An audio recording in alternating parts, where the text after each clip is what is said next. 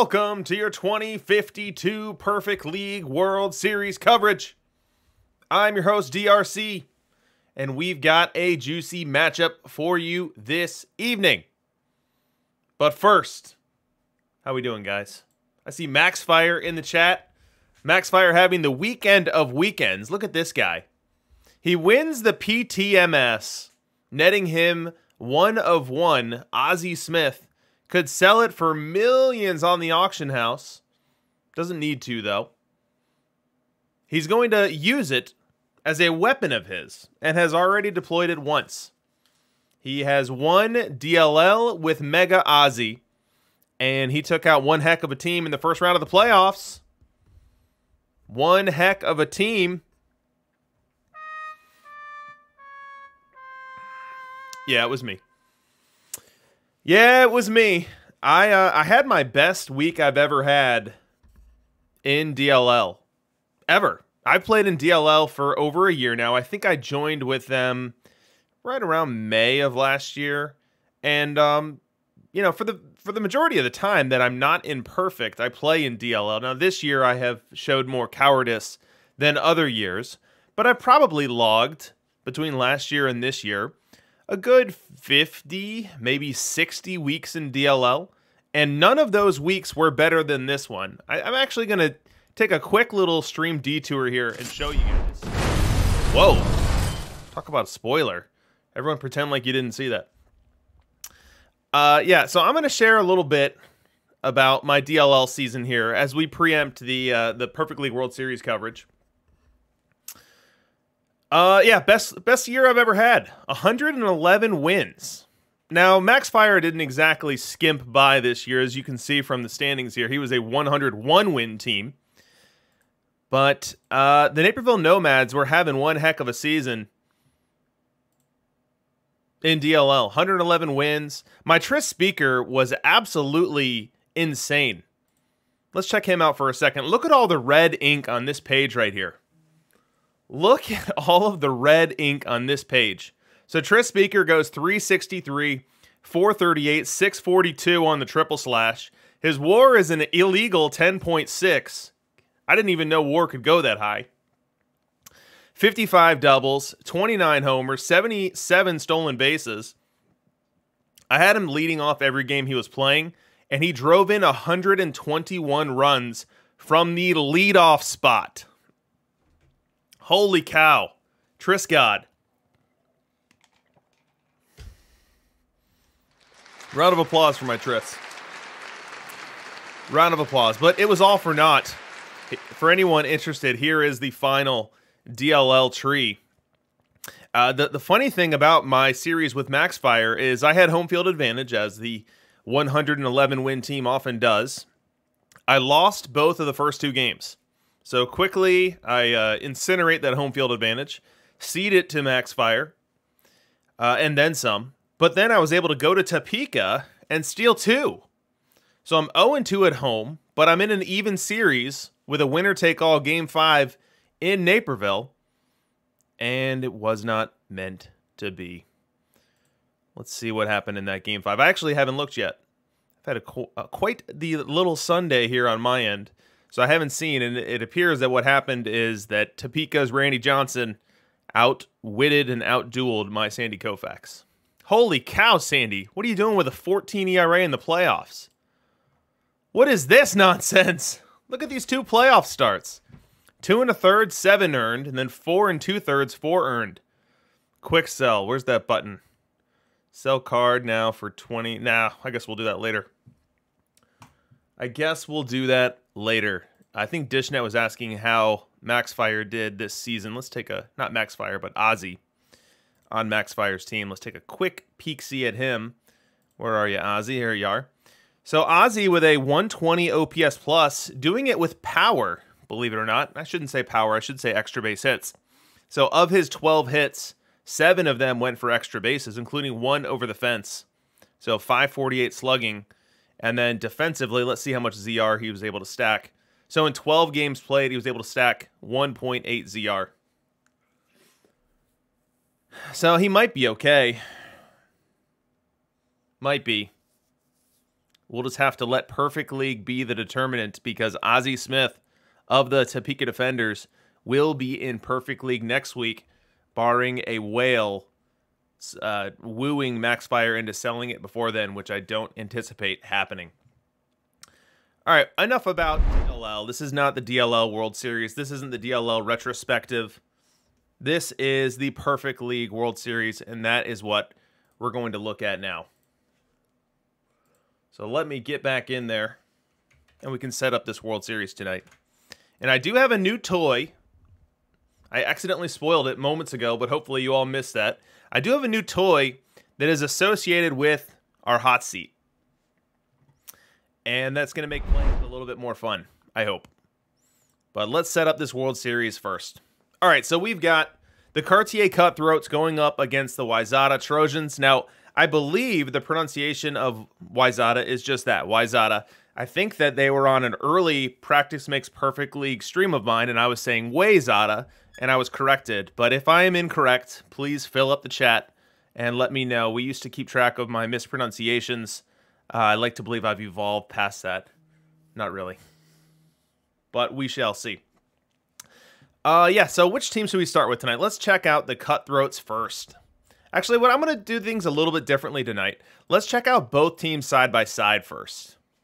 So here are the team profiles that I build from the data that I keep, the Perfect League data. We've got Cartier on the left. We've got Wayzata on the right here. And let's check them out. Wayzata, says Penguin City Pizza. Ooh, I like all the emotes in the chat. For anyone unfamiliar, any emotes you splash into the pot show up on the right side of the screen and are able to be enjoyed by all. All right, so on the left side here, we have Cartier Cutthroats, a champion, but not a champion for quite some time. So it's the 2052 World Series now. When they won was 2033, an era entirely different than now. If we were to look at that team, it would be mostly unrecognizable, I'd have to guess. You might have a Jerry Royce on that team, maybe S.E. Jackie, the first S.E. Jackie, but a long time from now. Now, they've relegated twice out of Perfect since then, 2036 and 2042. A hard luck relegation in 2042. Look at that win-loss record. 85 and 77. That is a tough luck record to be sent out of Perfect League with. Wayzata confirmed in the chat. Now back in Perfect League as of 2049, they've stitched together 4 consecutive weeks of playoff baseball, have the Cutthroats, and are now here playing for their second title. On the other side, Wayzata Trojans. They have made 2 previous efforts into Perfect League. Both of them earned relegation. We have a somewhat hard luck relegation in 2035 at 84 and 78. And then we have another relegation 11 years later in 2046, 74 and 88. Now here in 2052, in their 3rd week in Perfect, they have their 1st week in the playoffs, and as luck would have it, their 1st week in the Perfect League World Series. So we'll see if they're able to convert their first trip here to the playoffs into a championship. Taylor Swift emotes in the chat. Loving it. Loving it, loving it. All right, let's check out the Cutthroats. So from an overall stats perspective, they're number 1 in the conference in runs scoring, 747. A good mark there. Runs allowed, 669. A nice number. Good for 11th in the conference. Run differential that is solid, but south of 100. Now defensively, the Cutthroats really struggled this season. Only .684 with defensive efficiency. We'd like to target around .7 for that. The zone rating was positive here, but didn't really stand out well when compared to their peers. From a home road perspective, we've got a unicorn season here. Absolutely equal right down the line. 44 and 37 at home, 44 and 37 on the road. Pretty interesting splits here. So 1-run games, they were pretty much trading paint. Extra inning games, trading paint. Versus left versus right. There's not a lot of distinguishing features in trying to figure out what this team is good at versus what they're bad at. They're kind of just good at everything.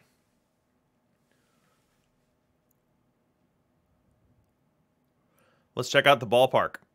So we've got a high BABIP ballpark, not maxed, but high. We've got a minimum home run scoring environment here, and we like our extra bases, 1.2 factors on the doubles and the triples. So who is this park good for? This park is good for hitters that make contact, but don't necessarily have over-the-fence power, because the batting average is going to be juiced some, and their lack of ability to hit balls over the fence relative to their peers will not stand out quite as much. Let's go to the lineups and see what they've got cooking. So here are the two lineups here. We've got a King Kelly sighting. Look at that. King Kelly, no at-bats in the regular season, now here in the postseason. Let's see if we have any game log action. We do. So apparently King Kelly was added in advance of the semis against the Detroit Fury, and King Kelly had an okay series. I guess I might be overstating it there. 179 average, 303 OBP, less than okay. But exciting that we've got a King Kelly here in the World Series for the first time ever. In addition to King Kelly, we've got all the lefties you expect. And I think that for the foreseeable future here, we are going to see some pretty similar rosters. It's going to be a matter of how people are deploying the cards that we know they're going to have. Like, for example, do we have Tony Guin every day? Is Roger Connor playing versus left? What decision is made at shortstop? These are going to be the things that we're looking for, and not necessarily, you know, does the team have Tris Speaker? Every team's going to have Tris Speaker that we see in the World Series, unless I prove to be wrong on that, which I don't know that I will. Don't know that I will. All right, from a pitching perspective, let's see how they're deployed. So we'll start with innings pitched and sort down from there. We've got Maddox, Koufax, and Randy all at 200 innings or above. Eparixi 190 here, and then Warren Spahn and Ed Walsh seemingly taking up that 5 spot in the rotation, 140 and 189 innings respectively. Back end of the bullpen, it looks like it's done by committee. Everyone with a role of middle relief here. We see a slight concentration of saves in Tom Seaver here with 10. Ed Walsh himself has 7. So perhaps a slight lean that way.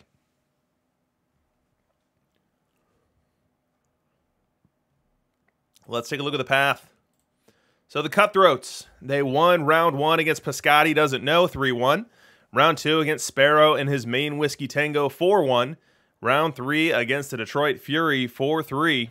So as you look at the bottom right corner of my screen here, the all-time perfect team 22 PEL wins leaders, they have taken out both number 1 and number 2 on their path here and sit themselves as the number 6 team all-time in regular season wins.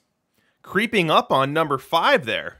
That number 5 team better be scared, because the Cartier Cutthroats are coming, and subject to them having a better than 85 win season next week, they will move into sole possession of 5th. Eleanor Frisbee asking what the picture is in Piscotty's profile. It is Matt Damon. All right, let's check out the Wayzata Trojans, and we'll follow the same path. So 753 runs, that's almost a mirror image. Runs allowed here, 680, 9th best in the conference. So pretty similar run scoring and run prevention profile for both of these two teams, and honestly not too different on the defensive side. Wayzata slightly better with defensive efficiency, Wayzata slightly worse with the zone rating. Now from a home road perspective, we have a huge split here for Wayzata. A great and dominant team at home, and a team that struggles to pick up W's on the road. 55-26 at home, 38-43 on the road. Also a team that proved themselves adept in the tight games. 15-6 in extra innings, 34-18 in one-run games. Also much, much better down the stretch.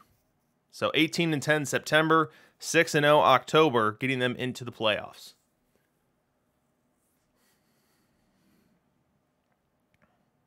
Let's check out the ballpark. So the Trojans grounds here, completely neutral in every way.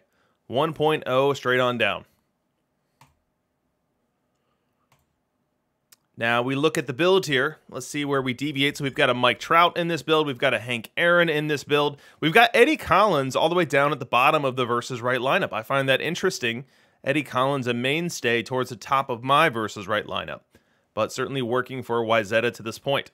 In the VL lineup, we're going very hard with righties. So it's no secret and no surprise to anyone that the meta has shifted very strongly to left-handed pitching with all of those that we've received now recently. And Wayzata here trying to counter that by chock-fulling a lineup of very difficult right-handed batters, and it working out for them so far to this point.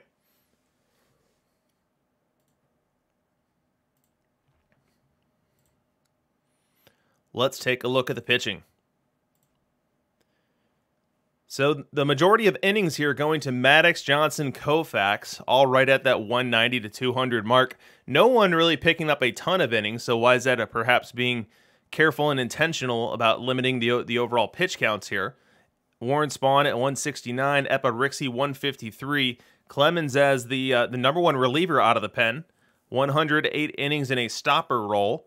Splitting that role with Tom Seaver, who was able to pick up 95 innings themselves. So clearly looking to funnel right from starter to reliever where possible.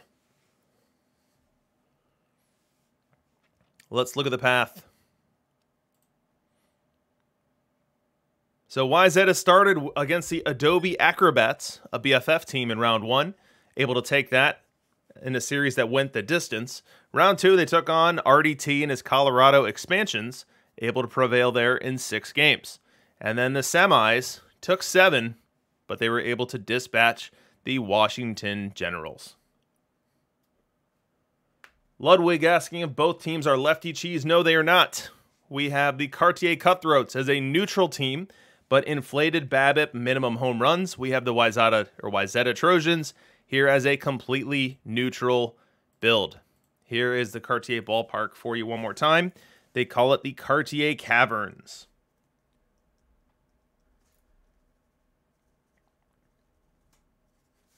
And then what was Wayzata's stadium again? Let's see. The Trojans grounds. Take note of that. All right, so let's pull some hot seat winners. So for anyone unfamiliar, the hot seat is an opportunity to win perfect points. We will draw random winners from the crowd. You know what, let me get that going and I'll explain it as we let you guys sign up for it.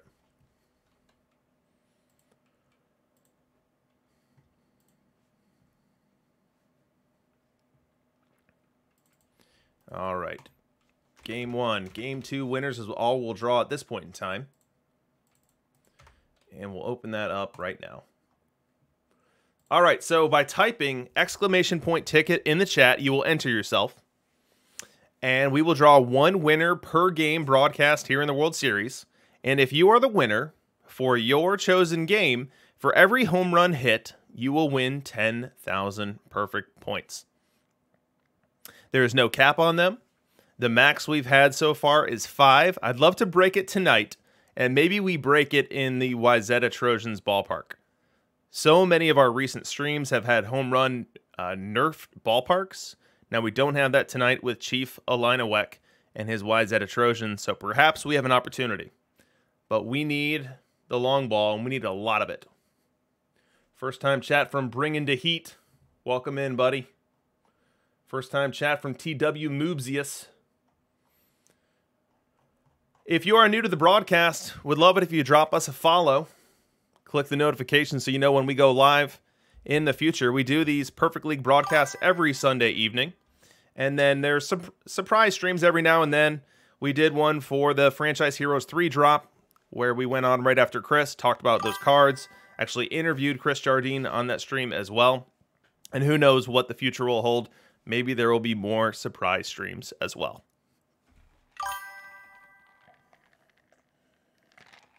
All right, let's draw some winners.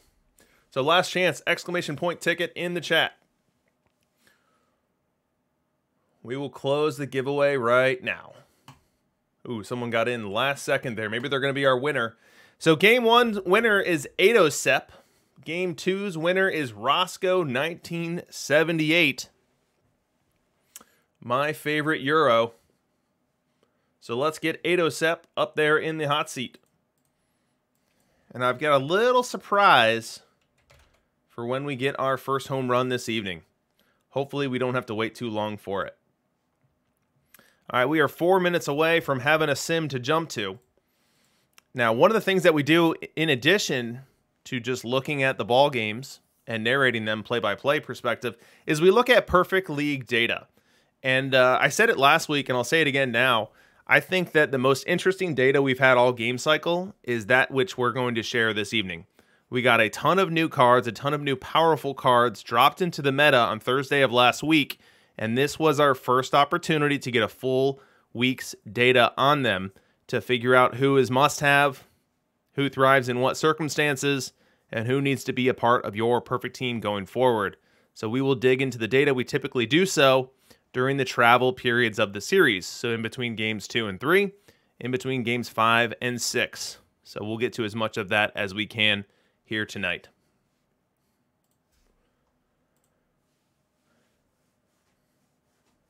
Roscoe says he can't believe Maxfire didn't win. Yeah, me too. Me too. When he took down the all-powerful Naperville Nomads thrice inside the Thrill, which is my home ballpark, I knew that Maxfire 5 was not to be messed with this week. Not to be messed with. Perfect points going down under, says Luke 1111 as he's working on his data. Veggie 1975 asking about the bracket. Now, I did upgrade or update half of the bracket. Let me do the other half, and we'll see who's in line to win. All right, so the YZ Trojans in the World Series. We will put that in, and here's our current standings. So in first place, we have Ori Halson with a score of 17, a potential score of 25. So they do have a winner in the fight tonight. That winner is the YZ Trojans. If the YZ Trojans are able to win, no one can top Ori Halson. We have T-Rex Versus in second place with 16, but does not have a dog in the fight tonight. We have Soxfan 031966 with 14 in third place without a dog in the fight tonight as well. We do have people with the winner in play tonight. Uncle Harris, Veggie 1975, Fred the Baker. Let's see who has who. So Uncle Harris has the Cutthroats. Fred the Baker has the Cutthroats. And Veggie 1975 has YZ Trojans. So that's going to be how it's going to play out. If it's the YZ Trojans, we will have Ori Halson first. We'll have Veggie 1975 second. If it goes the other way, if the Cartier Cutthroats win, then we will have Uncle Harris first or second, and then Fred the Baker first or second, with that win being determined by the tiebreaker. Fred the Baker with a tiebreaker of 9, Uncle Harris with a tiebreaker of 7. Whoever is closer will win that one. All right, 1 minute to the sim. Let's get to our matchup analyzer and be ready. Get some fireworks going, make sure we've got them loaded.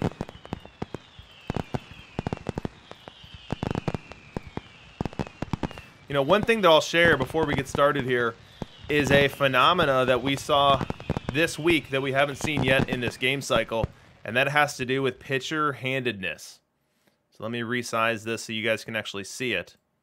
But for the first time this season, we have a wild majority of games being started by lefties, and then even more so than that, the first time ever that we actually have a majority of innings pitched by lefties. So the short side platoon has officially swapped. The short side platoon is technically the versus right lineup, as lefties are starting more frequently, and lefties are actually gobbling up a majority of the innings in Perfect League.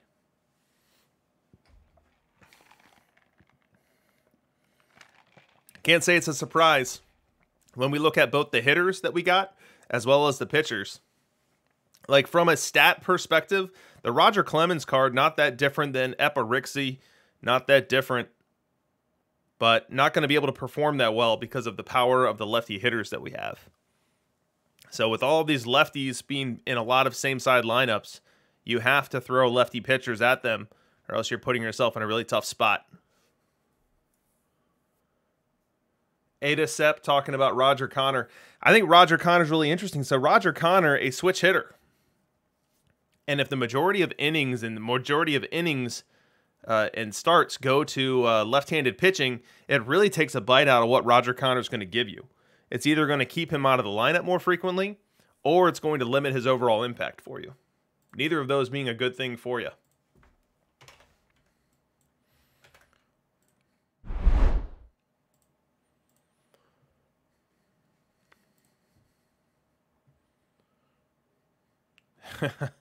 Veggie 1975 filled out the bracket with 2 minutes to go. Does better with a speed bracket. Yeah, Dish asking about drops. I don't see drops working on my end. Not sure what the issue could be. We do have the game type as Out of the Park Baseball 22. So I'm not sure what the issue is.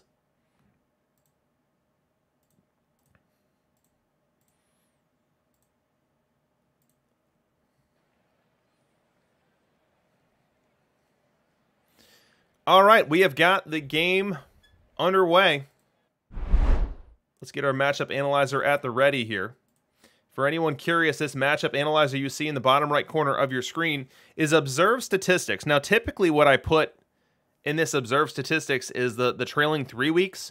Now, this week I've chosen to make an editorial decision just to do the past 2 weeks. I feel like everything changed in the middle part of last week, and so I don't even want to think about data from 3 weeks ago because it's entirely irrelevant at this point.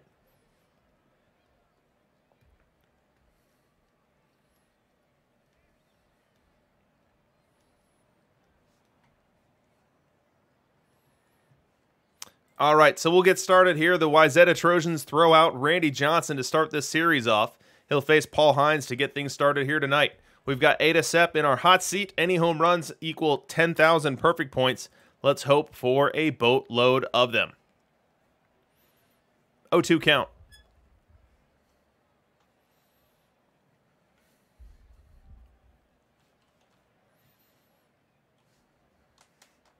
Wind and the pitch. Swing and a miss, strike 3. And the 2052 Perfect League World Series underway here. Randy Johnson getting Hines on the strikeout for out number 1 of the series. We go top 2. Another highlight here for the Cutthroats. It'll be Mike Trout leading off the second inning, full count. Johnson winds and delivers, and this ball hit well. Deep to right field. Back, and this ball is out of here. 10,000 perfect points to Ada Sepp. And a 1-0 lead here for the Cartier Cutthroats on an absolute beautiful Oppo Taco for Mike Trout. And I hope you guys enjoyed our new animation. I'll give it to you one more time in case you missed it. Courtesy of the ever so talented Swecky Ox. 1-0 Cutthroats. We go top 2 still. Still same inning. And Randy Johnson faces George Brett here with 2 outs. Guin in scoring position. The pitch. And this ball belted deep to right field. Clemente back. Clemente will watch it fly. That's the second home run of this inning. 20,000 perfect points now to Ada Sepp and a 3-0 lead to the Cutthroats.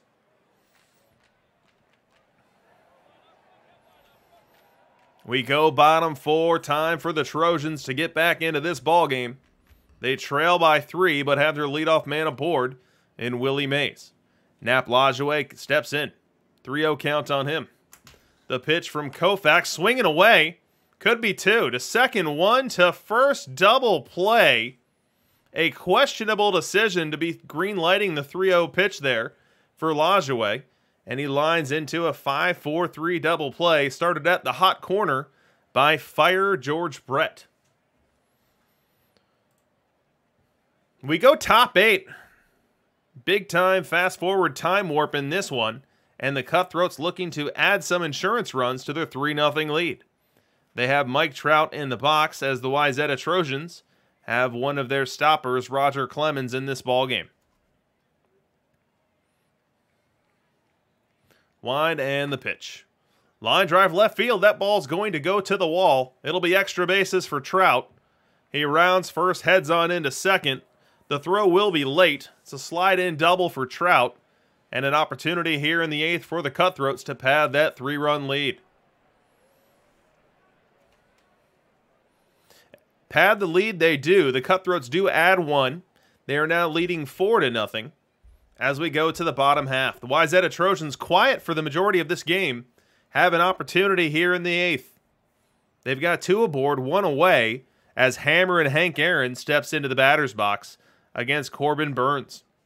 Let's use our matchup analyzer, which has been sitting here collecting dust the majority of this game. So we'll look at this split of Corbin Burns versus Wright, and then we'll contrast that versus Hank Aaron versus Wright as well. So advantage to Corbin Burns on this one. As you can see from the stats, Corbin Burns favorable to league average in every of the 5 statistics we show here, whereas Hank Aaron a below league average bat versus right-hand pitching. 0-2 count here. The pitch. This ball hit well. Deep left field. Back of the track. Back of the wall. That ball's out of here. Hank Aaron. Touch a ball. Dragging the Wayzata Trojans back into this one with a 3-run home run here in the 8th. An absolute bomb from Hammer and Hank. 30,000 perfect points now for Adasep, and we are still going. The Wayzata Trojans with 5 outs left to find another run. Maybe they do it right here and now, as Ted Williams steps in versus Tom Seaver. Let's set this one up as well. Ted Williams versus right-handed pitching. Let's go Tom Seaver versus left-handed batting. Advantage to the hitter on this one. Ted Williams at 12.49 batting runs per 600 plate appearances versus Wright, whereas Tom Seaver worse than league average in every category, and perhaps most importantly, that home run per 9.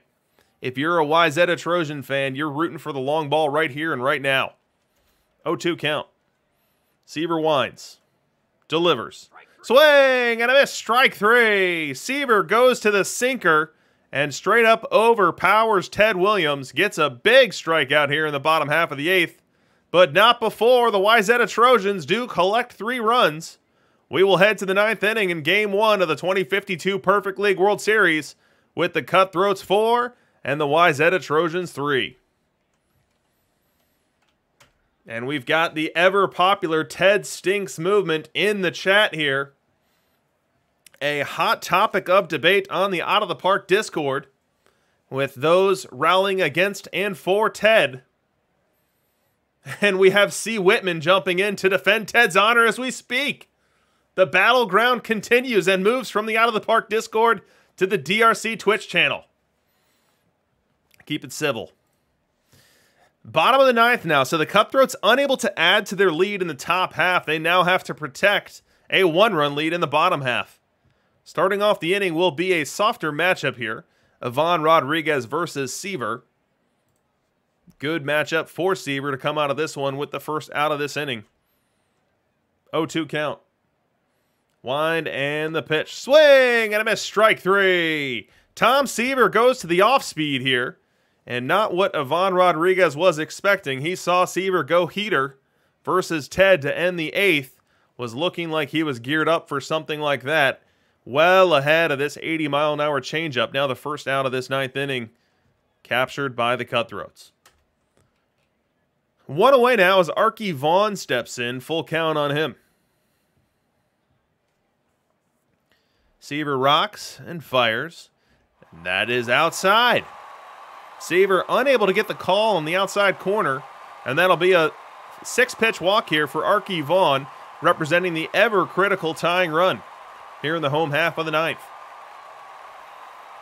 Up next, Eddie Collins. Now, we called out how Eddie Collins was batting down in the order And that being somewhat surprising, perhaps that's going to pay dividends right here. 0-1 count on Eddie. The pitch. Floated out to left field. Going to be a tough play, but making the grab is Mike Trout. Got a great jump on this one. It was a little flare off the end of the bat from Collins. Trout saw it right away. A very quick first step. Makes a 3-star catch and makes it look easy for the second out here in this 9th inning. The Wayzata Trojans now down to their last out, and that's going to be represented by Jackie Robinson versus Tom Seaver. Let's get the matchup analyzer here to tell us what to expect. Jackie Robinson versus left. Tommy Seaver versus right. Advantage to the pitcher on this one, and he's got Robinson down on the count 0-2. Fans here in Wayzata on their feet, hoping for a miracle comeback. The pitch. Little floater right field. Shifting over is Guin. He's camped under it. He makes the grab. And with that, the Cartier Cutthroats win Game 1 by a final score of 4-3.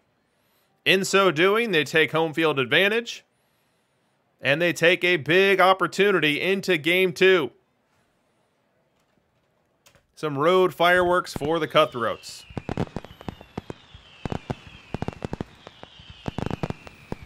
Let's do some quick accounting here. 3 home runs confirmed for Adosep. And now, Adosep, if you're listening right now, to redeem your winnings, your 30,000 perfect points earned by the hot seat, I do need you to reach out to me with your perfect team username with the appropriate capitalization. That will allow me to get these points over to you. If it's the same as your Twitch name, all the better. And that's what I'll put down as a placeholder now until you tell me otherwise. But 30,000 perfect points going to our Game 1 hot seat winner, Adosep. Oh, Gorgo is ready. Here a little late, but dinner's down the hatch. Trash is put out. Stuff's cleaned up. Ready to relax for the evening. Let's go! I love the energy there. You know, I'm glad to know that Gorgo and I share a trash day, because the first thing I do when I'm off stream on Sunday nights is I go and I do the trash. And sometimes it's more enjoyable than others. I'll say that I rage take out the trash after I'm done broadcasting a 2.5-hour failure of the Nomads to secure a World Series win. But typically it's done in love. It's a task done in love. Kyle J. Weinmeyer, trash day Monday as well. Uh-oh. Trash man on strike for Luke 1111. Holy cow, everyone's got trash Monday. Look at that. All right, 1 minute to our Game 2 sim here tonight. Cartier Cutthroats now winning 1-0 in the series. Let's update our overlay so that that is reflected. I think we're going to go Cartier tonight. We're not going to write Cutthroats. We're going to write Cartier.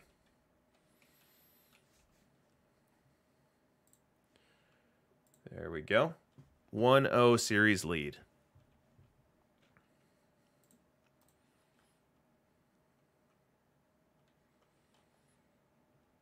Dogberry says, when you live in an apartment, every day is trash day. All right, let's load up our Game 2 sim. We also need to put our new hot seat winner in there, Roscoe 1978.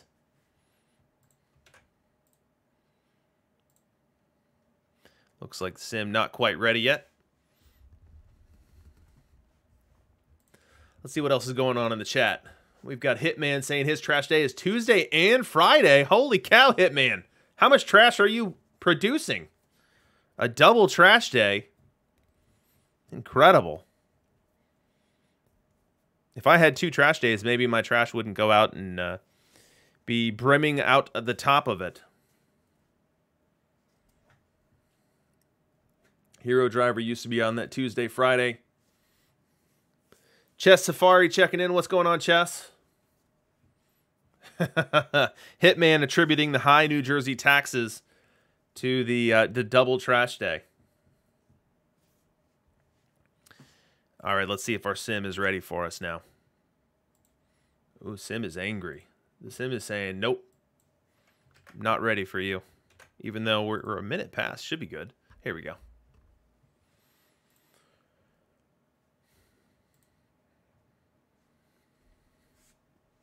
You know, one of these days I plan to be in Perfect League again. We'll see when that is.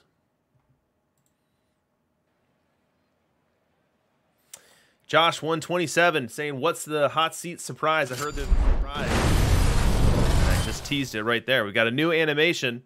Every time a hot seat winner wins perfect points. You see a little graphic come up. And you hear a little sound effect to denote that for you. But let's get game 2 underway. As we've got Warren Spahn on the hill for the Wayzata Trojans, facing that same lineup we saw in Game 1 for the Cartier Cutthroats. He'll start off this game with an 0-2 count on Paul Hines. Paul Hines able to go down on strikes to start off Game 1. We'll see if he has a better start here to Game 2 as I update Roscoe into our hot seat.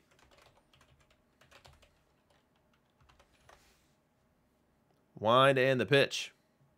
Ground ball on over to third. Going to be a tough play. Robinson has it, throws it across, one up and one down. And game 2 is underway.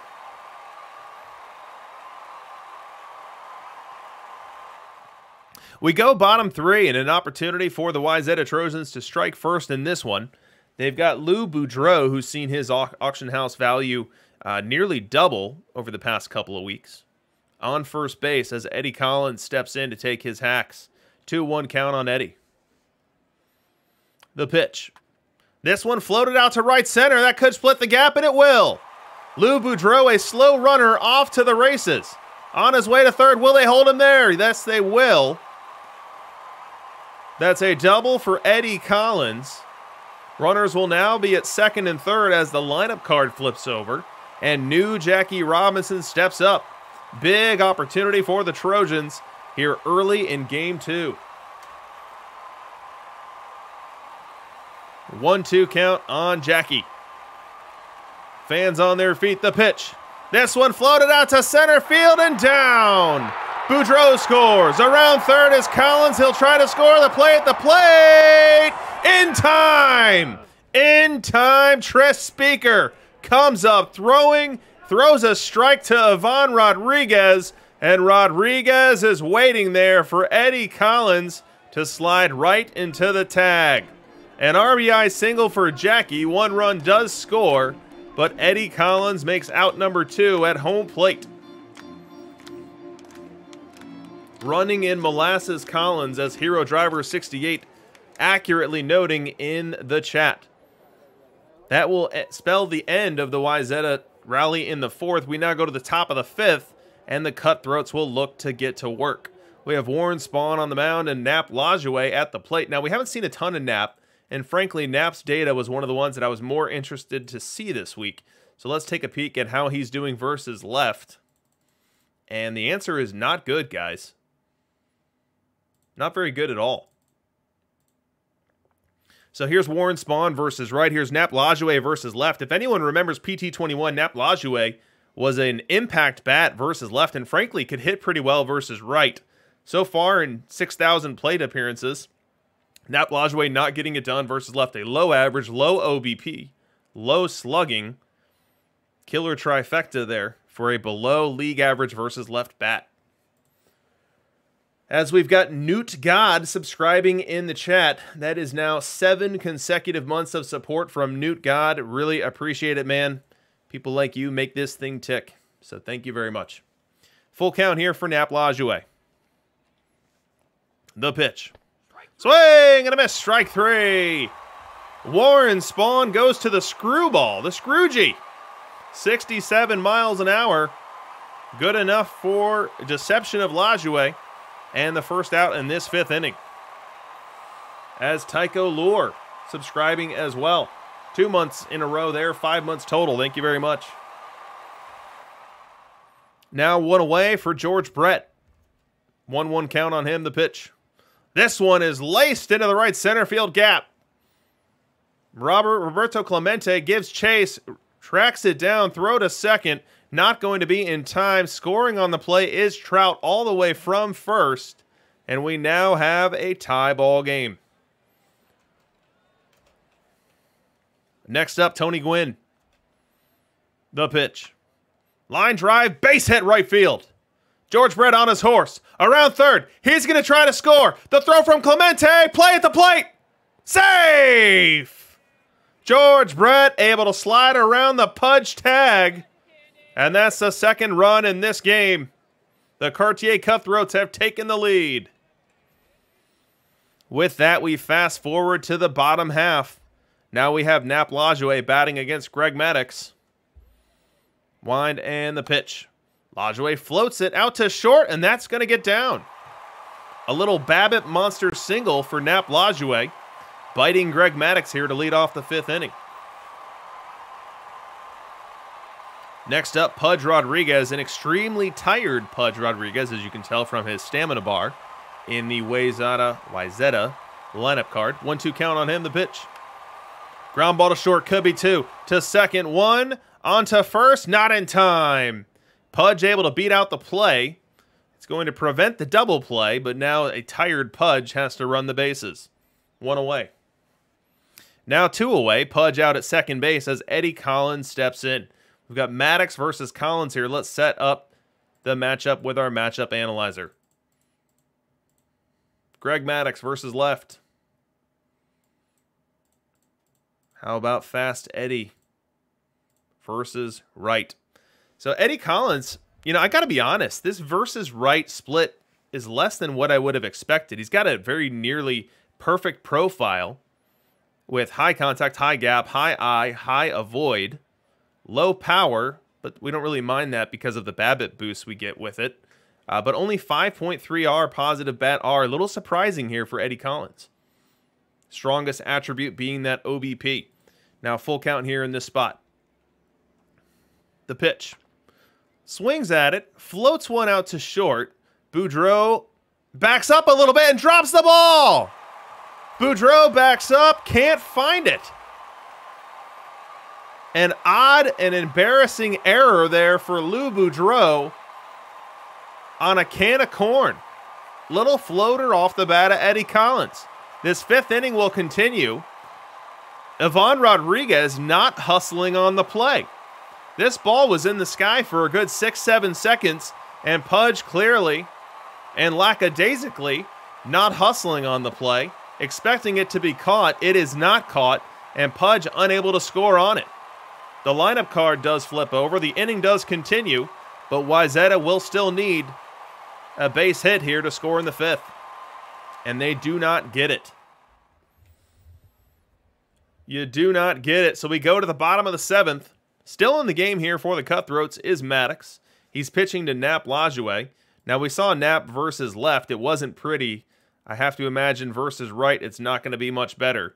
And in fact, it is worse, down at negative 7.11 bat R. As this advantage here, this opportunity matchup really does favor the pitcher. 2-0 count on it. The pitch. Lajoie floats it out to right. Should be playable here for Guin. Takes a couple steps in, makes the grab, and that's going to do it for the Trojans in the bottom half of the seventh. As we head to the eighth inning, the Cartier Cutthroats already nursing a 1-0 series lead, are protecting a 1-run lead in what would be a 2-0 start to this one. We go bottom eight as the Cutthroats unable to score in the top half. And Pudge will lead this one off versus Maddux. 1-2 count. Roscoe, 1978, still looking for that first home run. The pitch is not going to find it here, but Pudge does find pasture out in center field. A leadoff single there for Pudge Rodriguez. Next up, Lou Boudreau. Now, I talked about how Lou Boudreau's market value has jumped in recent weeks.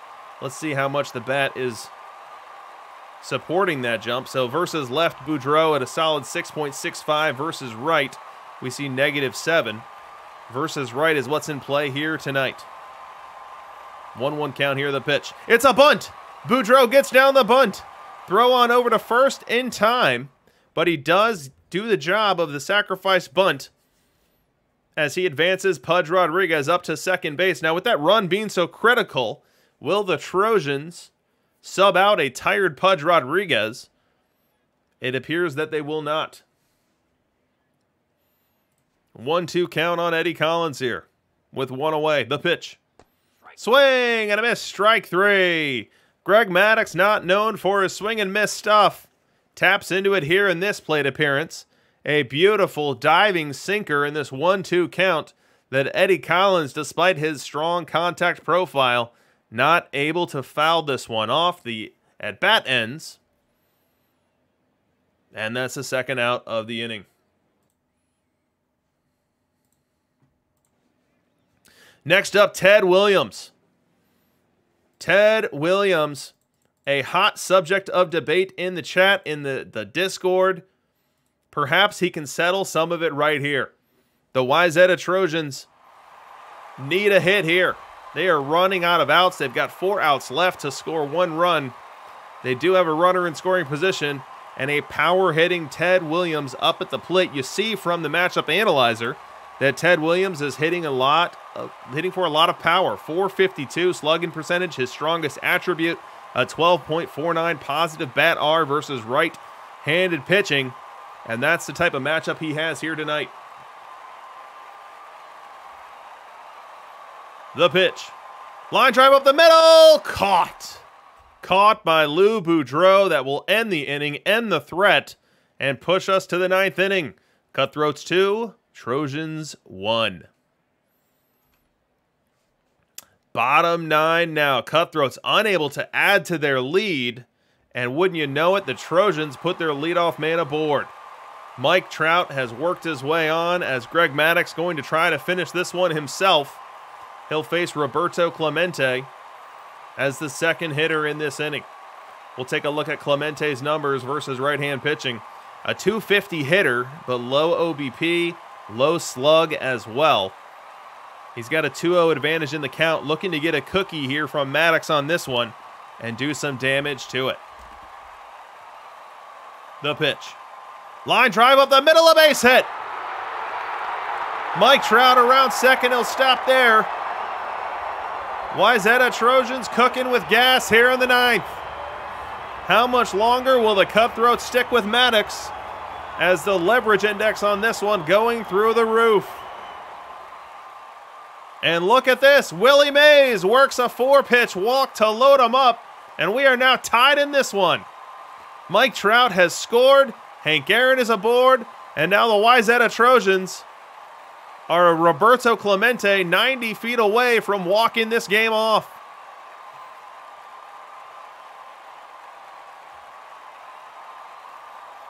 Fans on their feet. Tris Speaker in the batter's box. If there's one guy you want up in this spot, it's Tris Speaker. We've had a pitching change for the Cartier Cutthroats as they go to Roger Clemens. And they need a strikeout, and they need a strikeout bad right here. Advantage in this one definitely to Tris Speaker. In defense, the Cartier Cutthroats are pulling the infield in. They're also overshifting it to the right side. We have Lou Boudreau playing on the right side of second base. Nap Lajoie playing right between first and second. And noted first baseman Paul Hines playing even with the bag. Big moment in this game. Fans on their feet looking for a little fireworks. The pitch. Ground ball to third. The plate, out. The throw to first in time. An unbelievable defensive play from George Brett to Pudge Rodriguez to Paul Hines. Erasing 2 outs here for the Trojans and keeping this game alive. Now 2 away. Runners at second and third for Pudge Rodriguez. The Cartier Cutthroats might escape this one yet. Let's pull up the matchup here for Avon Rodriguez versus right. Roger Clemens versus right. Advantage to the pitcher. 1-2 count. Wayzata Trojans fans rooting for a pass ball, a wild pitch, an infield single. Anything will get the job done here. Swing and a miss. Strike 3. Roger Clemens reaches back for gas and finds what he needs to get Pudge Rodriguez to swing through it. 98 miles an hour at the top of the zone. That'll be the third out of this inning. And that means free baseball here in World Series game number 2. And that's what Roscoe 1978 needs, because he's sitting here 54 outs into this one with 0 home runs to look at. We go top 10. And we've got Tom Seaver on the mound. He'll face an unwelcome guest here for his first batter. It's Roger Connor. As you can see, he's pinch hitting in the Cartier lineup card. But it's not any Roger Connor. Why, no. It is Fire Roger Connor. And he's got bad ideas for what he wants to do to this pitch here. 1-2 count. Fans on their feet. The pitch. Swing and a miss. Strike 3. Tommy Seaver reaching back for a little extra on this one. Able to elevate in zone. And Connor, despite his fire emote status, unable to catch up to this one. 1 out. Next batter, Tony Guin. Seaver rocks and fires. And Guin laces one to left field that will be a base hit. Trout fields it on a hop, throws it in. 1 out, man aboard. Next up, Pudge Rodriguez, 1-2 count on him. The pitch. Strike 3 called. 95 miles an hour on the black. Seaver gets the call, and that's the second out of this inning. Now 2 away for Paul Hines. 0-1 count on him, the pitch. Hines floats one, should be playable. Out goes Collins, he makes the grab. That will end the inning. That will strand Tony Guin at first. And now the Wayzata Trojans have 3 outs to walk this one off in the bottom half of the 10th. Starting off that effort is Lou Boudreau. He'll bat here with a full count versus Roger Clemens. Wind and the pitch. Ball 4. Misses with the heater up and in. Boudreau just dives out of the way of that one to avoid getting hit. It's a leadoff walk for him. Now Lou Boudreau, a very poor and slow base runner. Let's see if Wayzata reaches into their bench to find someone to run the bases for old Shufflefoot. They do not. Shufflefoot will run for himself as Eddie Collins steps in. The pitch. A bunt. Collins gets the bunt down. They do retire him at first. The sac bunt is successful. Now, Eddie Collins, you would much prefer to have on the bases to Lou Boudreau. I don't know that I love this play here. Because if Eddie Collins hits any kind of ground ball, you're not going to get 2 on him. What you're going to do is you're going to erase Boudreau from second, and Collins is just going to steal his way there. And if you let him swing away, he's got every opportunity to dunk a single in there, a double, triple, win the game. But Eddie Collins gives himself up. That's 1 out here in the inning, and we'll turn over the lineup card to George Brett. The pitch. Line drive, base hit left field. Boudreau around third. He's going to hold there. He's going to hold at third. George Brett takes a big turn at first, will return to the bag. Lou Boudreau holding at third, representing the winning run here, with 1 away in the 10th. Up comes Mike Trout. Let's get our matchup analyzer right for this one. Mike Trout versus Wright is almost dead on a league average hitter. He gets to those numbers with a high OBP, low slug batting profile. 712 OPS. Tough guy to double up. Defensively, we have the Cutthroats playing corners in. Arky Vaughn and Nap Lajoie looking to turn 2 up the middle. George Brett and Paul Hines looking to get Boudreau at home. The pitch. Ground ball up the middle. It's going to be tough to turn 2. Throw home! What's the call? What's the call? He's out! He's out! He's out at home! What a play by Arky Vaughn. Fields the ground ball, was not in. They were not playing infield in. But Arky Vaughn fielded it. He knew he did not have a chance to turn 2, which means his only chance was to come firing home and try to get Lou Boudreau at the plate. He was successful in doing so. A very close play at the plate, a delayed call from the umpire, but he does end up raising the right arm, signaling that Boudreau is out. They are looking at this one on video, and the call is confirmed. Out at the plate for Lou Boudreau. Unbelievable play by Ivonne. You very rarely see a position player with that kind of on-the-fly awareness, playing deep, playing for two, knew that Mike Trout would got out of the box there and was going to be able to beat out two, so he had to come home, gets it done, and keeps this game going. The Wayzata Trojans have been flirting with walking this one off now for every bit of the ninth and every bit of the 10th and haven't been able to close the deal yet. But now they've got 2 on, 2 out for Roberto Clemente. 1-0 count. The pitch. Ground ball to second. This should end the inning. Fielding it is Nap Lajoie. He'll throw it on over to Paul Hines, and that's going to do it. The Trojans strand 2 in this one. And some questions can be asked about the base running there. We give up Eddie Collins as a sacrifice.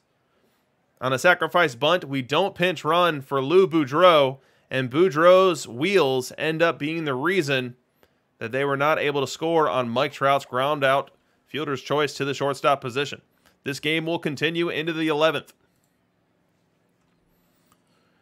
Roscoe, 1978, still looking for that first dinger. And maybe he gets it here with King Kelly.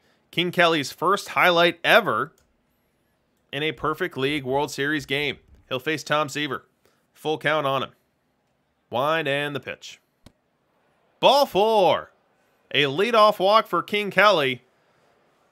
A dangerous base runner, one that can steal and steal with reckless abandon while still maintaining efficiency. Let's see if the Cutthroats set him free here or if they let Speaker, Trout, and Lajoie bat for themselves first. So 3 pitches into this at-bat. Tris Speaker still in the batter's box. King Kelly still on first, so not sending him quite yet.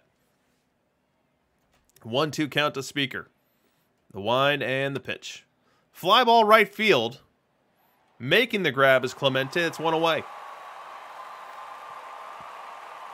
A well-struck ball, but right at Roberto Clemente. He took 3 steps to his left, made the grab, fired it in. King Kelly hurried back to the base to think of maybe tagging on the play, but that one didn't quite have the depth or the hang time to make that a reality. 1 away now here in the top half of the 11th. King Kelly stolen second base now. So King Kelly, a dangerous base runner, exhibiting that here. He's now in scoring position, and the double play is no more as Mike Trout steps in. 1-1 count on him. Seaver set. Delivers, and this ball hit well. Deep to left field. Mike Trout will watch it fly. A 2-run homer in the top half of the 11th for Mike Trout. Taking Tom Seaver deep. This one on a sinker that caught a little bit too much zone. Ideally, if you're Seaver, you put this one right at the bottom half of the zone, right on the corner there, or even outside the zone. This one catching more than he intended, and Trout did the rest of the work, sending this one 342 happy feet for the Cutthroats out into the left field evening. It is now 4-2 Cartier. We go bottom 11. The Trojans got their work cut out for them now. They've got to come back and score 2. And it's going to be Hank Aaron, Willie Mays, Johnny Bench to face a right-handed Roger Clemens. Uphill odds, to say the least. Full count here on Aaron to lead off the inning. Wind and the pitch. Swinging away on a full count pitch. This one hit well, but playable to right field. There to grab it is Tony Guin, and that's 1 away. Now 2 outs for Johnny Bench. I don't think we have much Johnny Bench data, but let's see. Let's see what we can expect from Johnny Bench versus right-hand pitching. There we go. 318 plate appearances of garbage. 204, 245, 391. Now the slugging being his best attribute here when you really need OBP more than anything else. 0-2 count. Gibson into this game. Wind. The pitch, swing and a miss, strike 3. And the Cartier Cutthroats have won Game 2 by a final score of 4-2.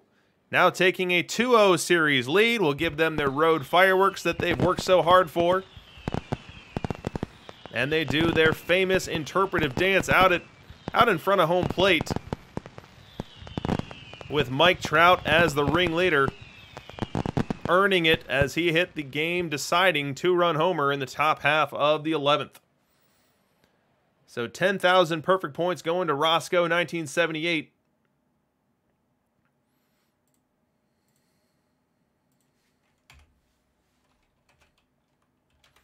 As Cartier comes into Wayzata, wins both of the games here, despite the Trojans having bases loaded, nobody out in the 9th, and then first and third, 1 out in the 10th, unable to find a run in either of those circumstances, and now having to dig out of an 0-2 hole, heading to Cartier.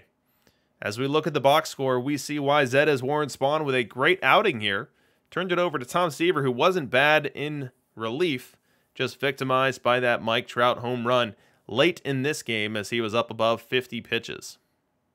On the other side, we had Cartier go Spahn opener to Greg Maddux, and Maddux went 7 innings pitched here, 99 pitches, before handing it over to Roger Clemens and Bob Gibson. So let me make note of the 10,000 perfect points for Roscoe. Roscoe, send me a DM just to remind me what your out of the park spelling is on your name, and we'll get you those perfect points as soon as we can. Speaking of perfect points, it's time to draw some hot seat winners for Game 3, 4, and 5. Now, Game 5 is not promised to anyone, given that we're going into this trio of games with a 2-0 series lead. But in the event that we play one, we will have a winner selected for it.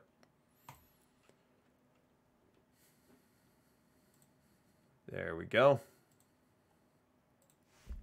So, exclamation point ticket in the chat will get you into the drawing. If you missed our earlier drawing, these drawings are for the hot seat. And when you're in the hot seat for any home runs hit during that game, you win perfect points.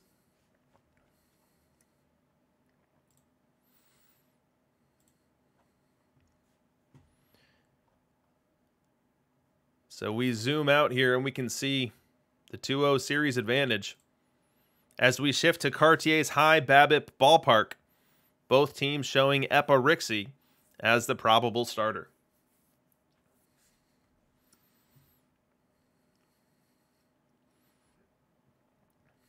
For anyone new wondering what the team names scrolling at the bottom of the screen are for, those are the relegation Puma victims for the week.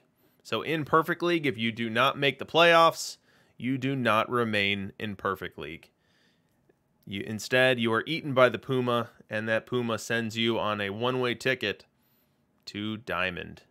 And if you want to play in Perfect League again, you need to win a Diamond League, as only the World Series winner in Diamond gets to promote up to Perfect.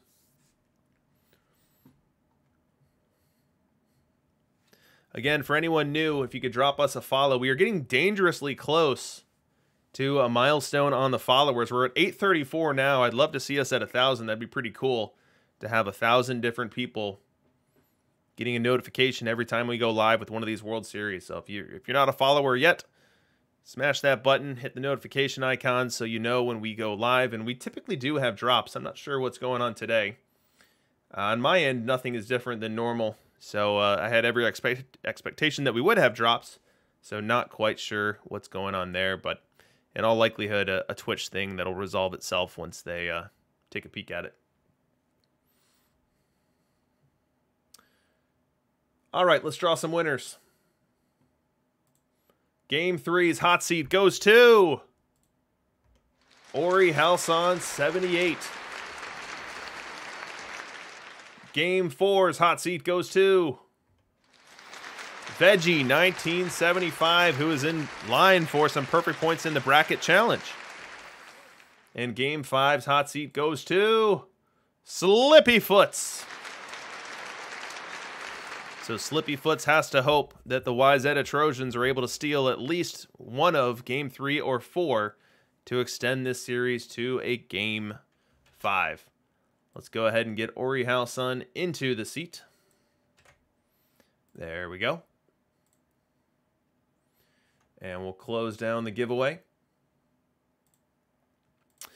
Now, don't go away. If this series gets even more interesting and we head back to Wayzata, Game 6 and 7 will have hot seat winners as well. So congrats to our winners.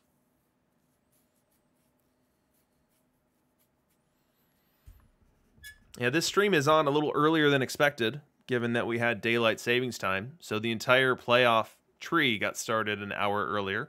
So the stream getting started an hour earlier. Maybe that's messing with our drops. Who knows? I think that we're ready for another sim. Let's go grab it.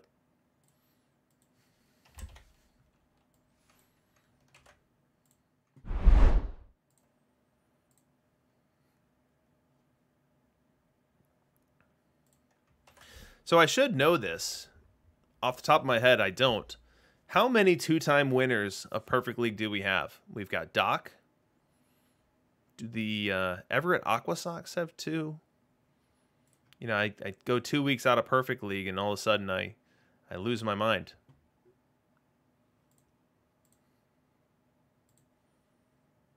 But that is what the Cartier Cutthroats are playing for here tonight. Playing to become one of the few that have multiple Perfect League victories. Whoa. Trigger finger on the hot seat animation. Maybe that's a sign of what's to come.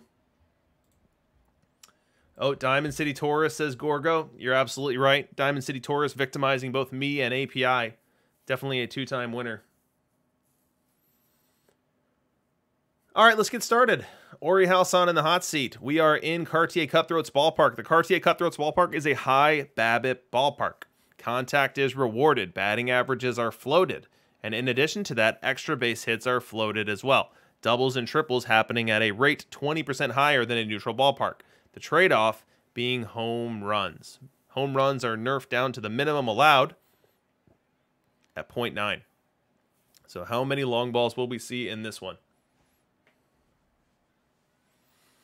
How many long balls will we see in this one? Randy Johnson for the Cutthroats will get us started versus Jackie Robinson.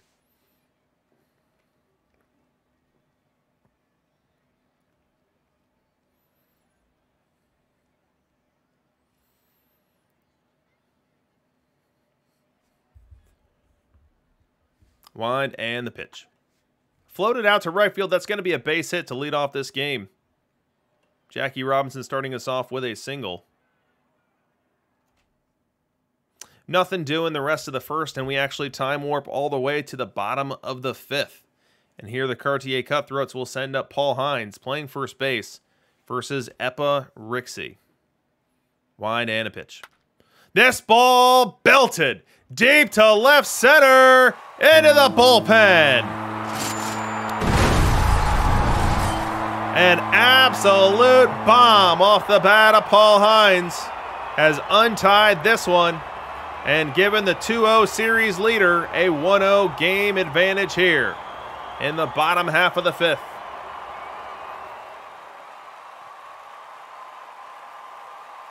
.394 feet as the crow flies. This one was an Epa Rixey changeup that fooled no one. Hines sitting on it, getting it, and absolutely bombing it out to the bullpen out in left center. We stay in the bottom of the 5th. Epa Rixey really having to work to get out of this one. Let's set up our matchup analyzer to see what we're looking at here tonight. Epa Rixey versus left-handed batting. And then one of our very new cards, George Brett, has a very pretty profile. We see his versus left, not so pretty, at negative 6.67 bat R, a 237, 307, 376 triple slash. But he does have an advantage in the count here, 3-1. Let's see if he's looking dead red and gets a heater here, 3-1 count. The pitch. Ball 4. He does get the heater. This one misses low and in. George Brett takes ball 4. Will head on down to first base. They are now loaded for Lou Boudreau. A tough spot for Epirixie here. We looked at him earlier, but Lou Boudreau does his best work versus left-hand pitching. 275, 341, 410 triple slash for Lou, as he's logged a 6.65 batting runs per 600, above league average.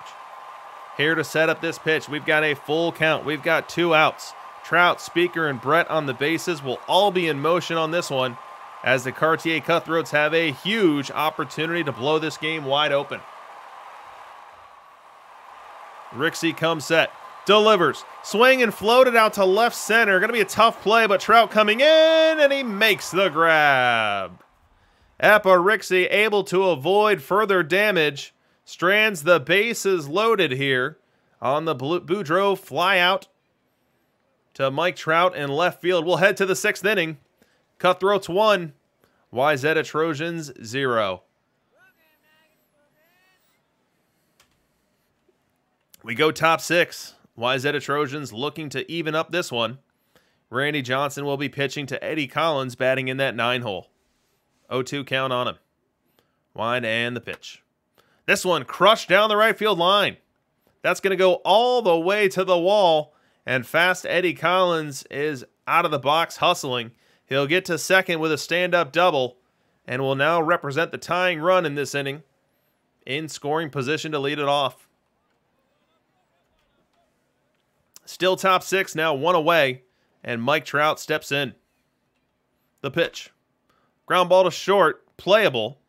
He's got it. Throw on over to first in time. That'll be the 2nd out of the inning. Frozen on the play as Eddie Collins will have to return to second. And just like that, there are 2 out, and Eddie Collins has been unable to get off of that second base bag. Wayzata Trojans do not score in the inning. We go top 7. Randy now pitching to Hank Aaron, the DH for the Trojans. 2-2 count. The pitch. And this one is crushed down the right field line. Will it stay fair? It will. That's extra bases for Hammer and Hank. Around first on his way to second. He's going to stop there. No! He runs through the stop sign. He's trying to go to the throw. Not in time. A leadoff triple for aggressive base running Hank Aaron. Slides in ahead of the tag. And a huge shot in the arm for the Wayzata Trojans, who are trailing in this game and trailing in the series. Now the infield forced to be drawn in here as Willie Mays steps in versus Roger Clemens. 1-1 count.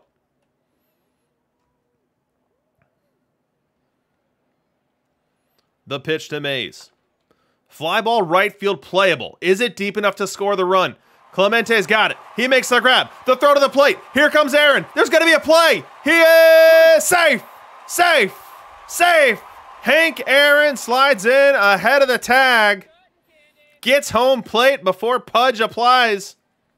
And that's going to tie this game up with 1 out here in the 7th. We go bottom 8. The Cutthroats looking to get that run back.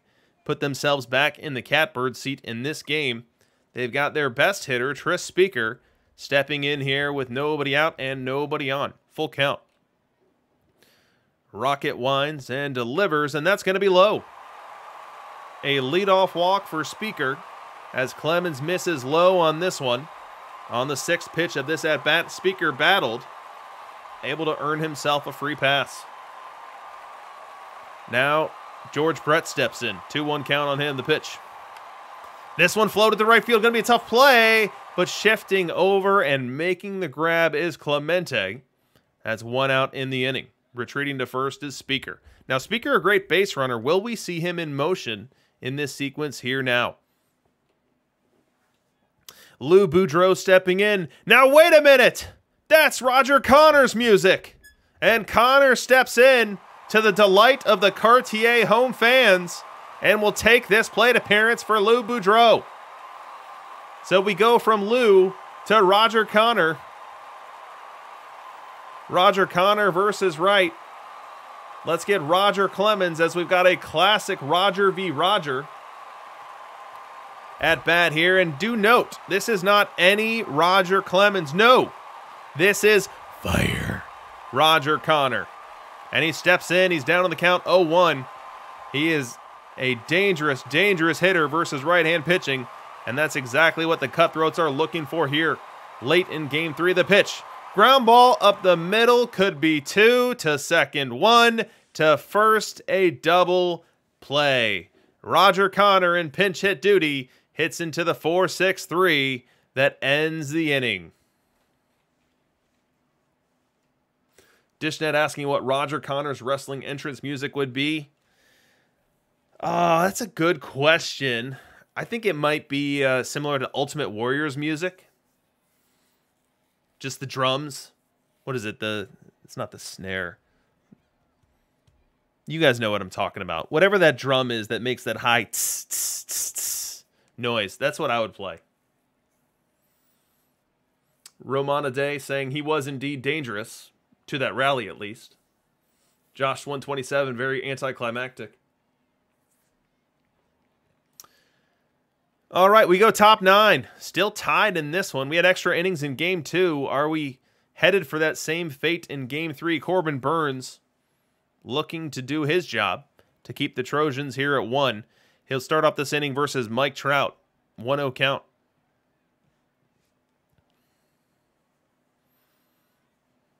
Wind and the pitch. Trout floats it to right. Should be playable. Clemente coming in on it, and he makes the grab. 1 up and 1 down.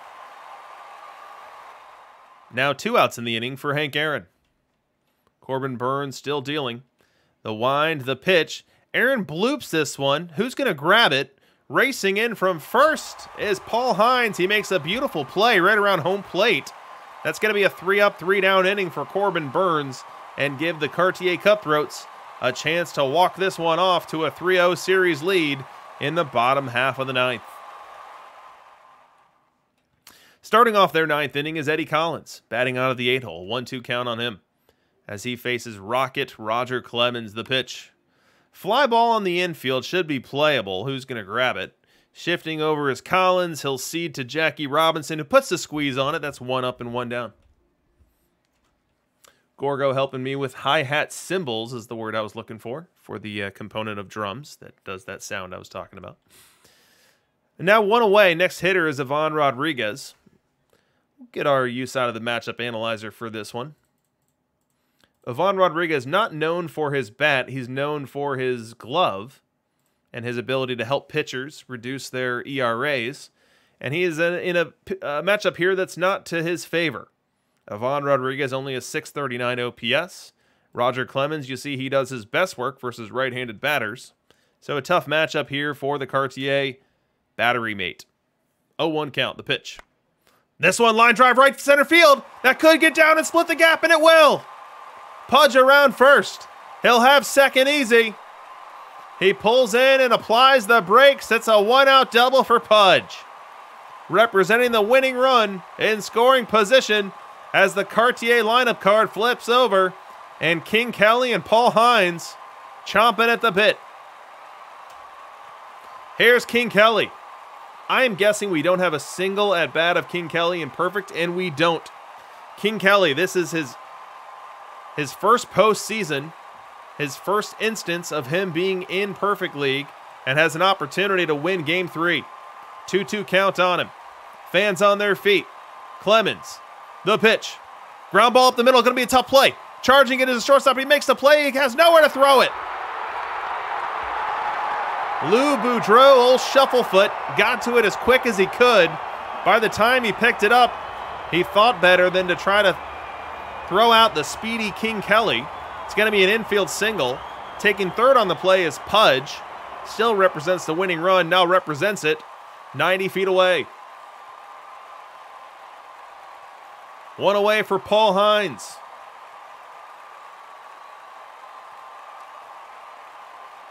Infield now drawn in as King Kelly has stolen second base. It's now second and third 1 away with Hines at the plate. If it's me, I am walking Hines right here.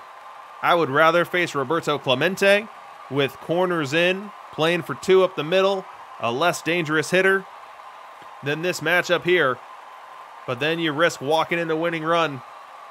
So it's 2 bad options. We'll see if Clemens comes into Hines here with 1 out in the 9th. The pitch. Little floater, left center field and down! The Cartier Cutthroats have won Game 3 on a Paul Hines walk-off RBI single. Floats it out to left center field as fireworks rain down in Cartier. It is a 3-0 series lead. And Bedlam in Cartier.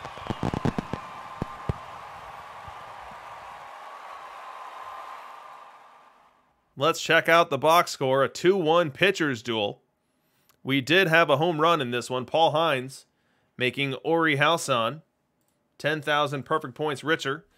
Now, Ori Halson, make sure you DM me your Out of the Park Perfect Team username with the appropriate capitalization. We'll get you those perfect points as quick as possible. But in this one, we have Randy Johnson and Epirixie both doing work. 6 innings for Randy, 5 innings for Epa, both only allowing 1 earned run. And the bullpen's doing a decent job as well. For Wayzata, Willis, and Clemens. For Cartier, Clemens, Spawn, and Burns. Now Clemens gives up that walk-off single in his 3rd inning of work.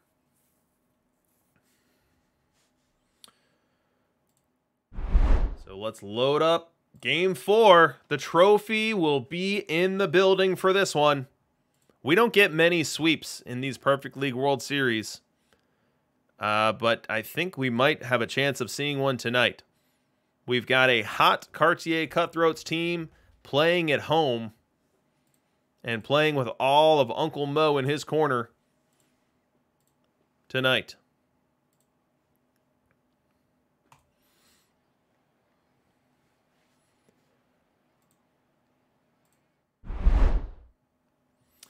All right, back to it. Game 4 here in Cartier. Here in the Cartier Caverns, as they call it, the high BABIP, low power ballpark. And Epirixie on the mound to start this one. He'll face Jackie Robinson to start and a lineup of 8 right-handed batters.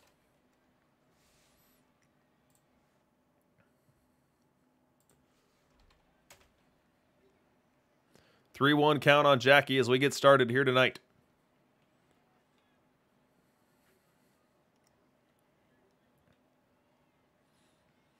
Epirixie 14-7 on the regular season. Check swing for Jackie. Did he go? They appeal down to first. They say no. That'll be a leadoff walk for Jackie Robinson. Wayzata Trojans looking for some early scoring. Now they don't find it in the top half of the first. And now in the bottom half of the first, they've got to play some defense. Their Sandy Koufax on the hill has found immediate trouble as Hines and Clemente aboard, 1 away for Mike Trout, but it's not any Mike Trout. It is fire Mike Trout. And this rally, 1st and 3rd, 1 out, brings the fans to their feet here in Cartier. Hot seat change, says Veggie, and he couldn't be more right. And he might have a vested interest in that being updated. Oh, an overlay change too, says Josh. Man, really falling apart here. I need to have a checklist every time a game is over. Do these 3 things. Cartier up 3-0 in this series. Hot seat ready. Overlay ready. Let's now get to this rally here in the first. 3-1 count. The pitch. Ball 4. Mike Trout works a 5-pitch walk. They are now loaded here in the home half of the first. Exactly what the doctor did not order for the Trojans, who are looking to take this crowd out of it. Now Tris Speaker bats with an opportunity to give the Cutthroats a big lead early in Game 4. 2-2 count on him. Koufax set. Delivers. Swinging a grounder right in front of home. The catcher grabs it, races to home plate, and wins the race with Paul Hines to get the 2nd out. This one was a little topper. Tris Speaker, the topper himself, tops this one right out in front of home plate. Now, Avon Rodriguez, despite being red in fatigue, pounces out in front of home, grabs it. It was about 7 to 8 feet from home plate.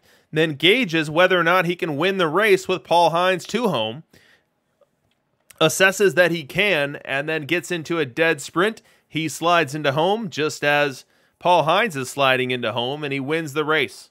So that is out number 2 in the inning. The Wayzata Trojans able to keep the Cartier Cutthroats off the scoreboard for the time being, and now we have 2 outs in the inning for Nap Lajoie. 1-2 count, the pitch. This one crushed to center field, deep but playable.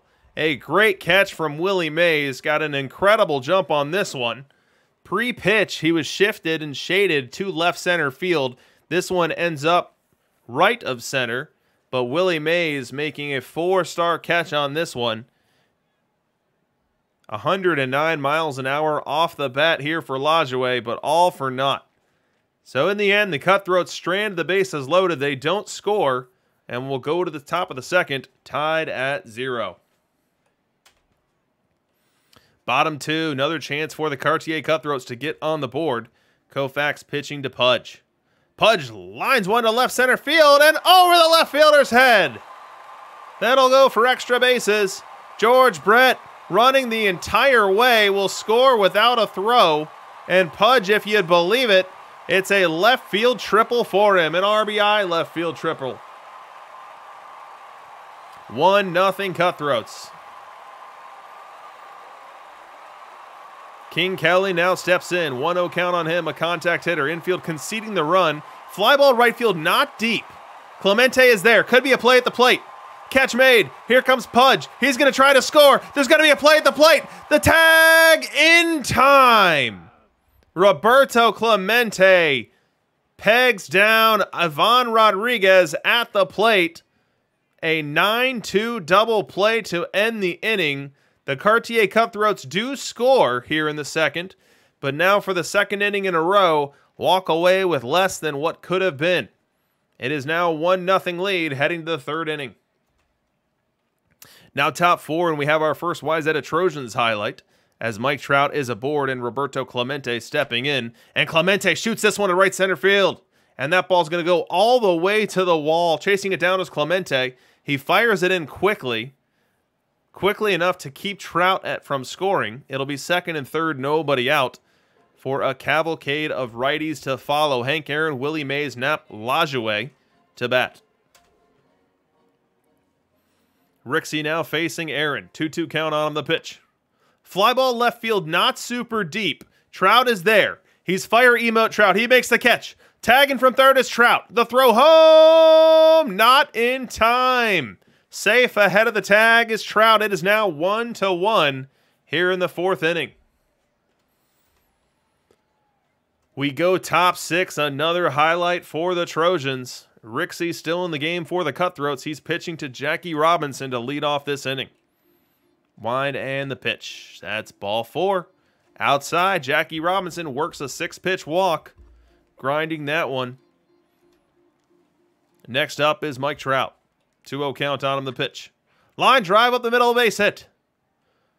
Tris Speaker has it. He'll get it in quickly. 2 aboard, nobody out here in the 6th. 1-2 count now on Clemente. Rixey set, delivers, fly ball center field. In comes Speaker, he should have this one. He makes the grab, no runners advance. 1 away here in the 6th. Up comes Hank Aaron, 2-0 count on him. We've got Veggie 1975 looking for a dinger. Maybe not a better opportunity from a matchup perspective than what we're seeing here. A 2-0 count on Hammer and Hank Aaron versus a left-handed pitcher. Rixey set, delivers. Not a dinger, might not even be a base hit. Ranging to his left is Lajoie, makes the play on a diving stop. Comes up throwing, throws out Aaron at first base. That is the second out of the inning. Advancing to second and third are Trout and Robinson respectively. They will now be there with 2 away for Willie Mays. Willie Mays now batting versus Corbin Burns, the first reliever out of the pen for the Cutthroats. 0-2 count. The pitch. Ground ball to first. Hines has it. He'll take it to the bag himself, and that will end the threat here in the 6th inning. The Wayzata Trojans strand 2, score none. It is now 1-1 as we go to the home half of the 6th. Skip the home half of the 6th, then the road half of the 7th. We go bottom 7 as Ivonne steps in against John Smoltz. 3-1 count on him. John Smoltz, the first reliever out of the Wayzata pen. Wind and the pitch. Line drive up the middle, a base hit. Ivonne turns around a 98-mile-an-hour heater as Smoltz did not want to walk the leadoff man. Instead, it'll be a leadoff single right back through the box. Pudge Rodriguez, next man up. 1-0 count on him. The pitch. Fly ball center field should be playable. Willie Mays drifts in. He'll make the grab. Ivonne retreats to first. King Kelly, next man up. 1-0 count on him. The pitch. Kelly floats it into no man's land, and that ball's down. A little inside-out flare back behind first, but far enough from the second baseman where Eddie Collins had no play on it. It's a little duck snort single here for King Kelly. Now 2 aboard and 1 away as we are getting late and close in this one. Up comes Paul Hines, 1-2 count on him. The pitch. Swing and a miss, strike 3. John Smoltz drops a beautiful 12-6 curveball. Gets the swing and a miss here from Hines and an all-important second out of this inning. Now 2 away for Clemente. Last hope for the Cutthroats in this rally. The pitch. Line drive to third should be playable. Picks it is Jackie. He throws on over to second in time. That will end the inning as John Smoltz reached back for 102 on that one. Gets the third out of the inning and gets us into the 8th inning, still tied at 1. Top 8 now. Warren Spahn into this game. He has 1 out and he's pitching to new Jackie Robinson. The franchise heroes, Jackie. The pitch. This one hit well into the right center field gap. That ball could get down. It will, and it will go to the wall. Jackie on his way to second. He'll slide in there with a 1-out double, giving Wayzata a scoring threat here late in Game 4. 3-0 count now on Trout. Spahn in trouble. The pitch. Trout taking all the way, taking ball 4. You have to wonder how much longer Spahn's going to be in this game. He's had a great evening tonight, but he's facing a lineup of righties, and he is struggling with his command, and we have our answer. Out goes Spahn, in comes Seaver, and he'll do so against Clemente here. 1-2 count. Fans on their feet looking for the punch out.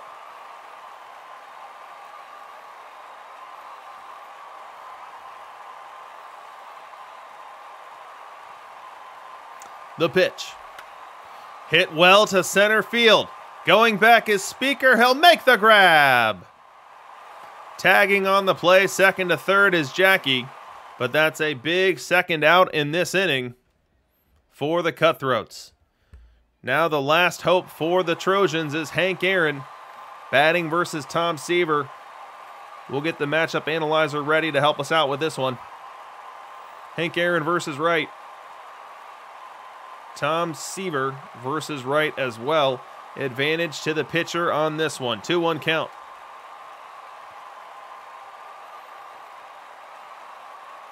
Comes set. Delivers, and this one is rifled to center field. A diving catch! A diving catch! Tress Speaker lays out in center field, makes an incredible play, and saves at least a run for Cartier. Fans on their feet, saluting an incredible play as Triscott lays out to save one here in the 8th. Inning over. The Trojans frustrated. Hank Aaron spiking his helmet on the turf as he was sure that he just untied this one here in Cartier. It is all for naught. We'll head to the bottom half. Still tied at 1. Leading off this home half of the 8th is Mike Trout, but it is not any Mike Trout. No, look at the lineup card. It's fire. Mike Trout, and that's just what Cartier is looking for here. to spur something in the realm of scoring runs. They'll get a leadoff walk. John Smoltz wanted this call. It was on the inner half. Our K-Zone says it just missed, but John Smoltz looking for it, does not get it, and instead it's a grinded out 6-pitch walk for Mike Trout, and an opportunity for the Cutthroats to take the lead here in the home half of the 8th. Next up is Tris Speaker. Now, how often do you see a guy make an incredible play defensively and then come up as the first or second hitter the following inning and answer that with a big hit? That's exactly what Speaker will be looking to do here, and he's ahead in the count, 2-1. The pitch. This ball swung at, hit out to center field. Willie Mays drifts over. He'll make the grab, having to retreat to first is Trout. That's 1 away. Penguin City. You see me. You see right through me, Penguin. Now 1 away for Nap Lajoie. 0-1 count. The pitch. Fly ball center field. Another playable one here for Mays. He'll drift in. Make the catch there for out number 2. And now 2 away in an inning that started off so favorably. And they end up not scoring in the home half of the 8th. We'll go top 9. Seaver now pitching to Mays. Full count here as the Trojans look to untie it. Wide and the pitch. Ball 4. Tom Seaver missing with the payoff pitch here. Goes to the sinker. And Willie Mays with a great job of laying off this one out of the zone. He has earned a leadoff walk. Uh-oh. Hope CF Genesis still in the chat here for this one. We have got a pinch hit opportunity here. Have you met Ted? It's Ted Williams, and he is stepping up here in a big moment. Now, when the big discussion was going on in the Discord this week about if Ted is good or if Ted is bad, I said, let the Perfect League World Series decide. Now, we've had a couple of Ted highlights. He's yet to really come up with a big hit, but I can't think of a bigger opportunity than the YZ of Ted batting with the game tied in the 9th inning while his team is trailing 3-0. Can he find a way to get on base versus Tom Seaver? Full or 2-2 count here. Seaver comes set, delivers. Line drive up the middle, a base hit. A base hit. Going first to third is Mays. He will make it safely. And now the Trojans have runners at the corners with nobody out on the big pinch hit single from Ted Williams. Up next is Pudge Rodriguez. A very tired Pudge Rodriguez will try to keep the bat on his shoulder here. He's got a 3-0 count. Infield drawn in the pitch. Swinging on 3-0 is Pudge, and he splits the gap in right center field. Willie Mays scores. Ted Williams hustling. He gets to third. He'll stop there. It's an RBI double for tired Pudge Rodriguez, untying this one and giving the Trojans every opportunity to stack up some more runs here in the 9th. It is 2-1 as Eddie Collins steps in. The pitch to Collins. Collins is going to split the gap as well. This will score 2 more. It'll make it a 4-1 ball game. Eddie Collins, running like a thoroughbred, has a double here. It is 4-1 Trojans. Make it 5-1, and the Trojans now 1 out away from officially placing this one into the W column. They send in their John Smoltz, looking to retire Avon Rodriguez to put the exclamation point on this one. Wide and the pitch. Ground ball on out to short. Picks it, throws it, and that will do it. Road fireworks for the Trojans as they come into Cartier for Game 4 and pick up a 5-1 victory. A game that was a lot closer than the scoreboard would indicate, but able to steal some runs late and pad their lead and pick up that ever-important first W in the World Series.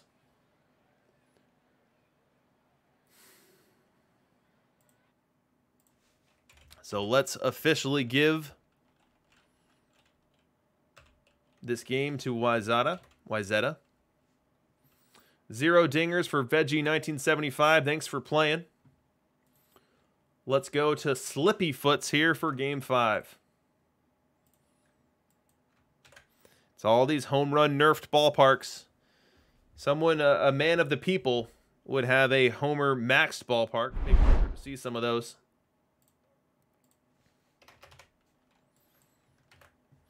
All right, let's load up our Game 5 sim. Should be sitting here waiting for us. Now, if you're Cartier, you led 3-0 in the series. You didn't win Game 4. You do not want to have to get on a plane and head back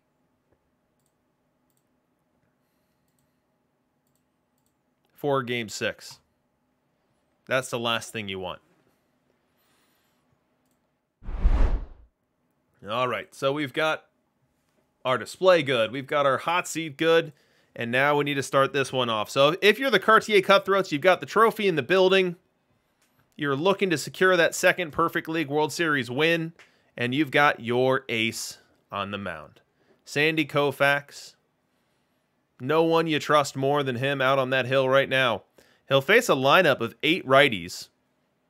Suboptimal. But he's Sandy Koufax. And he is one of the top 2 pitchers that we've seen in Perfect League data this week. King Kelly at catcher, too. Great catch by Hero Driver. We'll get this game started as Sandy Koufax pitches to Jackie Robinson.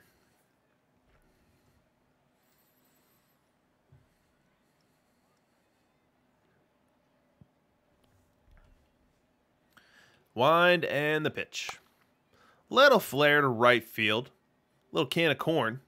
Shifting over is Clemente. He puts a squeeze on it, and it's 1 up and 1 down. This game is underway. Top 2, Trojans showing a little rally here. 2 aboard, nobody out for Johnny Bench as he steps in. 0-1 count on him. Koufax delivers. Fly ball center field. Shifting over is Hines. He's under it.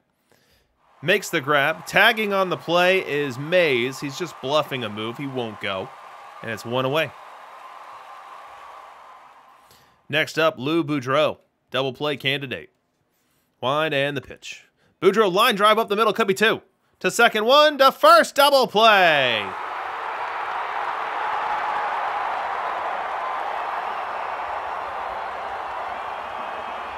That'll end the top half of the second. Cartier Cutthroats 1. Wyzetta Trojans 0. We go top 4 now. Trojans playing from behind as Clemente steps in. 2-1 count on Clemente. The pitch. And this ball is belted. Deep center field and gone. An absolute bomb from Roberto Clemente ties this game up. 424 feet beyond the batter's eye in center field. A statement shot from Clemente as he hit every bit of this 92-mile-an-hour elevated fastball that Koufax was trying to keep high in the zone. Got too much plate, and Clemente did not miss it. It's 1-1. 10,000 perfect points for Slippy Foots. Still top 4. Up comes Johnny Bench. We've already seen one of his highlights. Did not end well. We'll see if he can do better this time around. The pitch. Up the middle, a base hit. Johnny Bench sends it through the box. That's going to be a single. Going first to third on the play is an aggressive Hank Aaron. We've seen 2 aggressive base running plays from him in this World Series. He's able to successfully go first to third on this one, which puts Lou Boudreau in an opportunity here to give the Trojans the lead. Full count. Fans here in Cartier on their feet. The pitch. Strike 3 called. Strike 3 called. Sandy Koufax goes to the off-speed. Catches Boudreau guessing. Will send him back to the dugout. Searching for answers, and that's going to end this 4th inning. 2 runners will be stranded and will be tied as we head to the home half. Here in the home half, we've got Trout aboard and Speaker at the plate. 1-2 count on Triss. The pitch. Line drive, base hit, right field. Trout, a great jump on this one. He's going to try for third. The throw, not in time. Trout goes first to third. Speaker turns around a very difficult 97-mile-an-hour heater from the big unit, and the Cutthroats in business here in the fourth. Next up, Jackie Robinson. One out to him. A pitch out. Going down is Speaker, and he will be thrown out on the play. Not sure if the Trojans are stealing signs or how they knew that was going to happen, but a beautiful pitch out, 97 miles an hour straight to the glove of Johnny Bench, standing in the left-handed batter's box. He catches it, fires it down to second. They have Speaker dead to rights. Frozen at third is Mike Trout. It's the second out of the inning, as Speaker is retired here. Now 3-0 count on Jackie with 2 away. The pitch. Taking all the way is Jackie. He earns his walk. And now it's first and third again as George Brett steps in. But we have a wild pitch. A wild pitch in Cartier. Scoring from third is Trout. Heading to second is Jackie. It is now a 2-1 ball game in favor of the Cartier Cutthroats, as George Brett steps in, 2-2 count. The pitch. Line drive. Base hit, right field. Around third is Jackie. He's going to try to score. The throw. Not in time. 3-1 Cartier.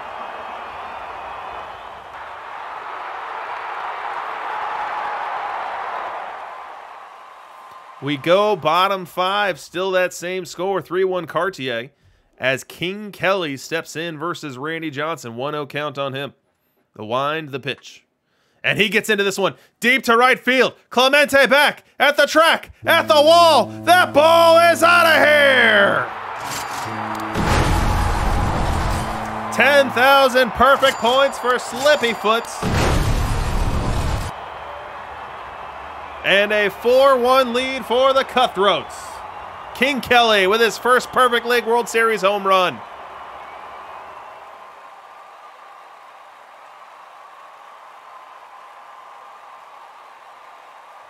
We go bottom six. The Cutthroats already leading by 4, already with 11 hits in this game, looking to add to it. They have King Kelly aboard at second base in scoring position. 2 outs as Paul Hines steps in versus Bob Gibson. 1-1 count. The pitch, and this ball is tattooed. You can't forget about it. Deep into the Cartier evening. 400 million feet off the bat of Paul Hines. Make it 7-1. An absolute bomb. 422 feet. They underestimate here in Cartier, as Paul Hines sends this one on out of the stadium.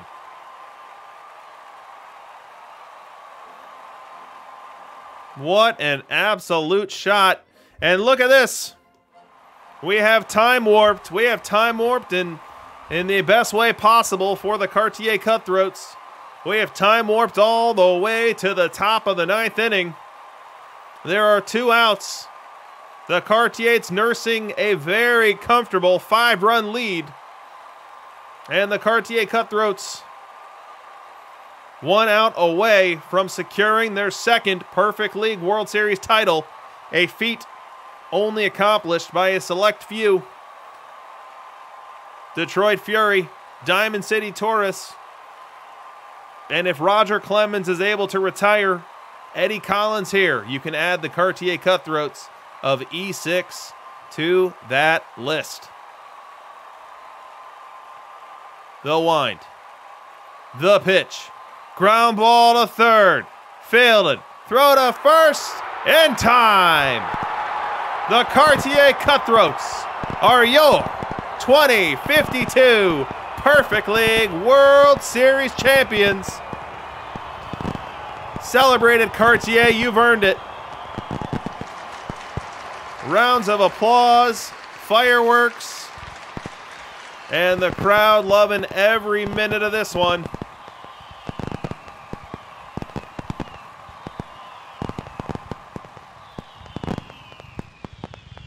As we look at the box score, we see the Cartier Cutthroats had a couple runs scored in the 4th, 5th, and 6th innings that put this one to bed, as their Sandy Koufax did a great job on the hill, going 5 innings, only allowing 1 earned run, and the bullpen tandem of Roy Halladay and Roger Clemens did the rest, with Clemens doing most of the heavy lifting.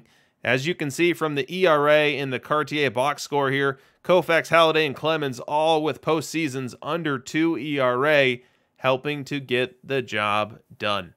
For YZ, Randy Johnson didn't have his A game today, and Bob Gibson certainly made things worse as he came in, surrendering 5 hits, only retiring 4 batters in this one.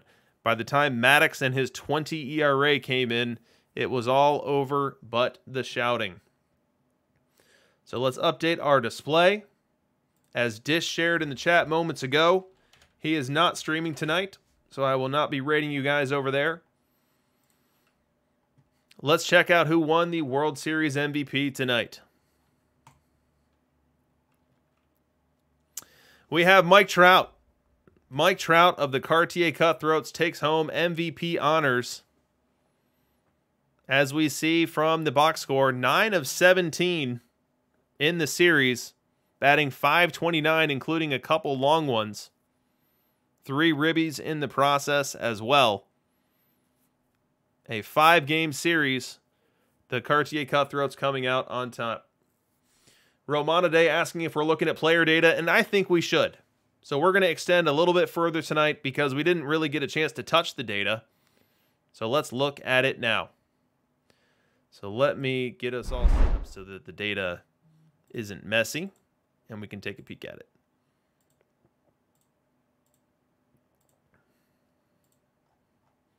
But congratulations to the Cartier Cutthroats, a very deserving 2-time champion.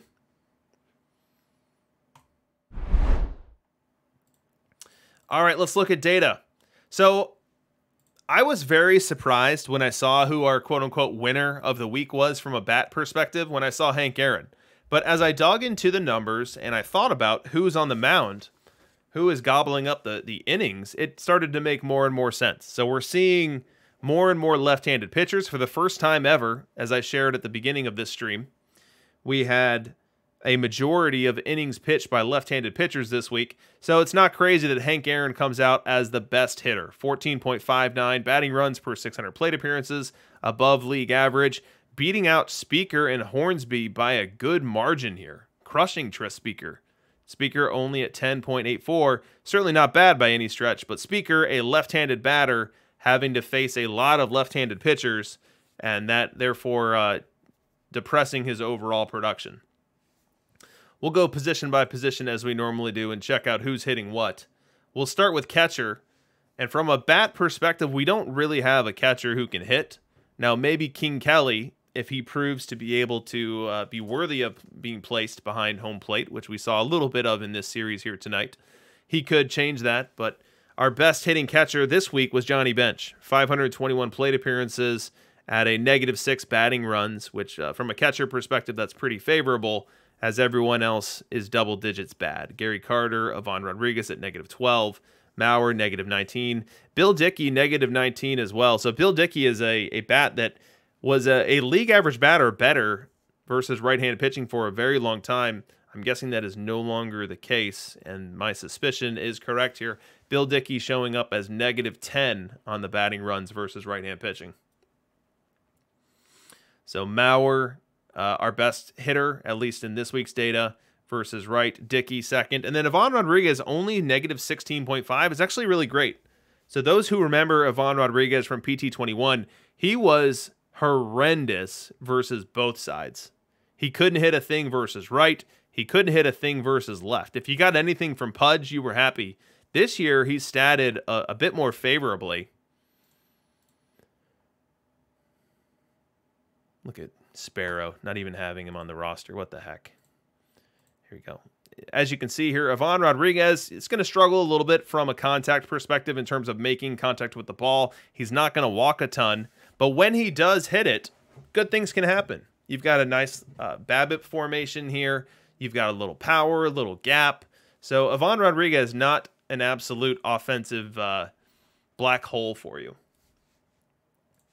We'll move on up to first base, and no surprise here, king first baseman versus right, still Roger Connor, still nobody close. We have those rocking Gehrig behind him to 1,300 plate appearances. We have Rod Carew behind Gehrig there at 4.07. Now, Gehrig and Carew couldn't be more different in terms of the production that you're getting from them.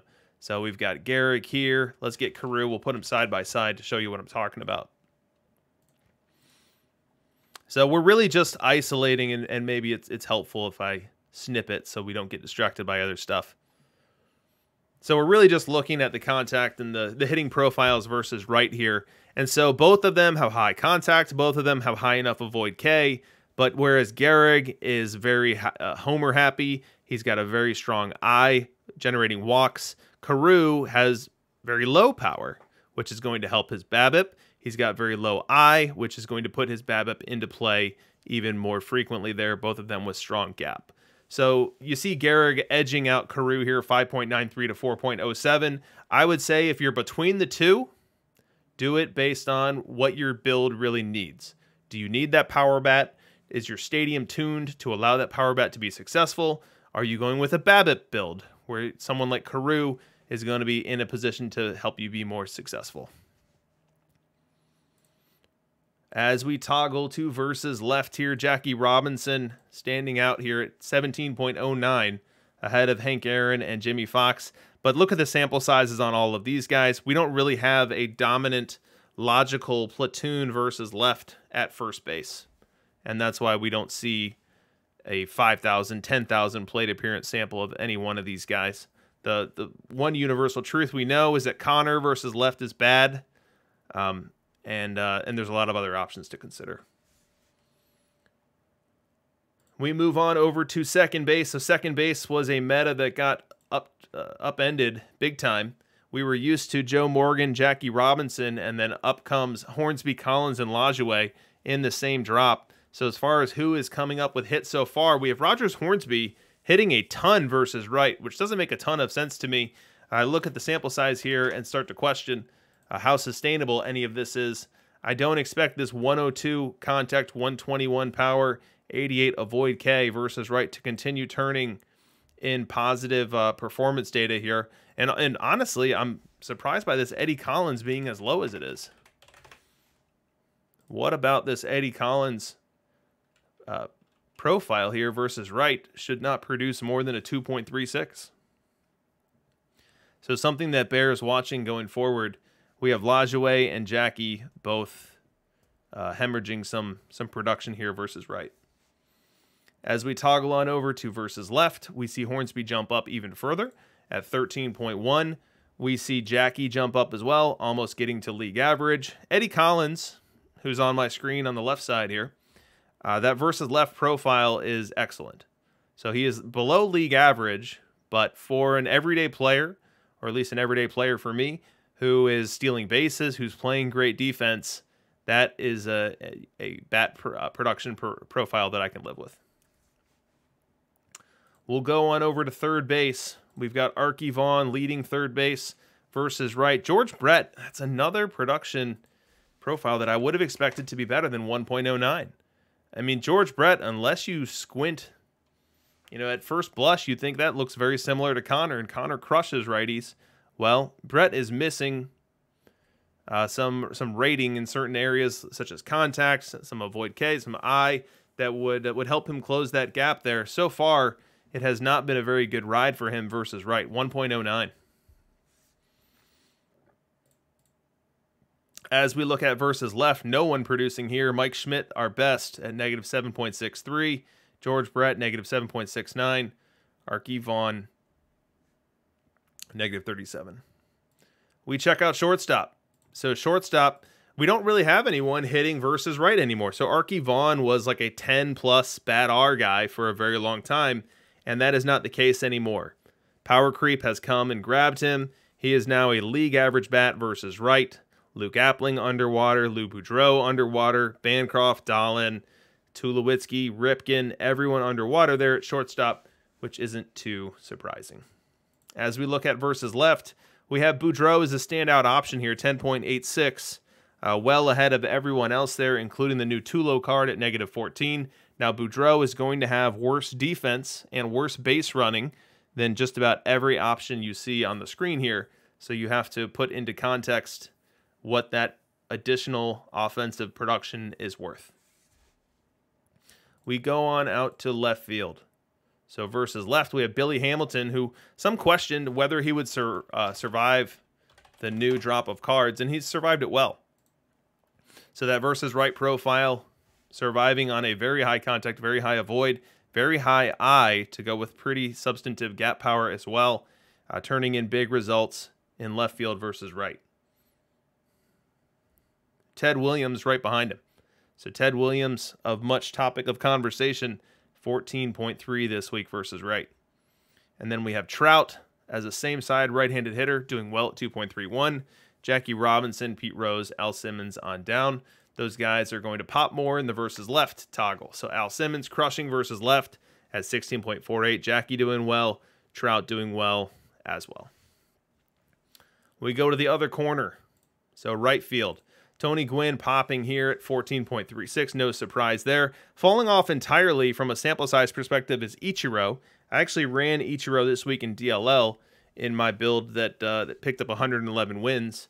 Looks like he has been entirely phased out of Perfect League, as my minimum threshold here is 400 plate appearances, and he was not able to breach that in right field. As we toggle to versus left, Hank Aaron jumps off the page here, 23.95. Our number one hitter of the week, so no surprise that Hank Aaron really crushing left-handed pitching. Clemente hitting it well, just not hitting it nearly as well. Clemente the better defender of the two, of course. We go to center field. So versus right in center field, Speaker and Hamilton lead the way. Paul Hines and Mike Trout, more defensive options. Both right around league average production there. Kurt Welch, surprisingly at league average production as well at -1. I would expect him to be at slightly lower than that in bigger sample size.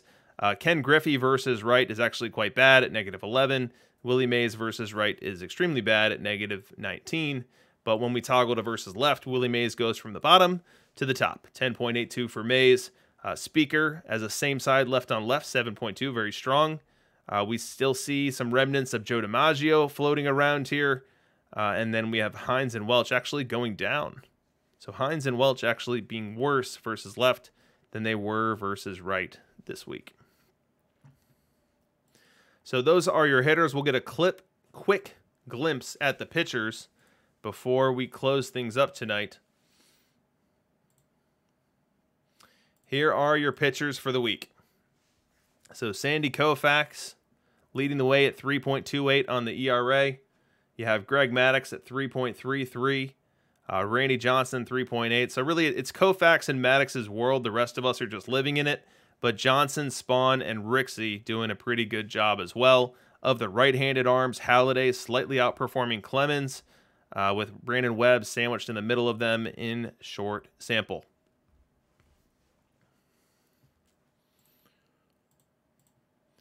So glad we were able to jump into some of that data. I think that this was the most interesting week of data. I encourage you guys all to keep an eye out for additional things that I'll be posting in my Discord and in the stats and data for the main Discord, as we'll continue to see the meta evolve from here.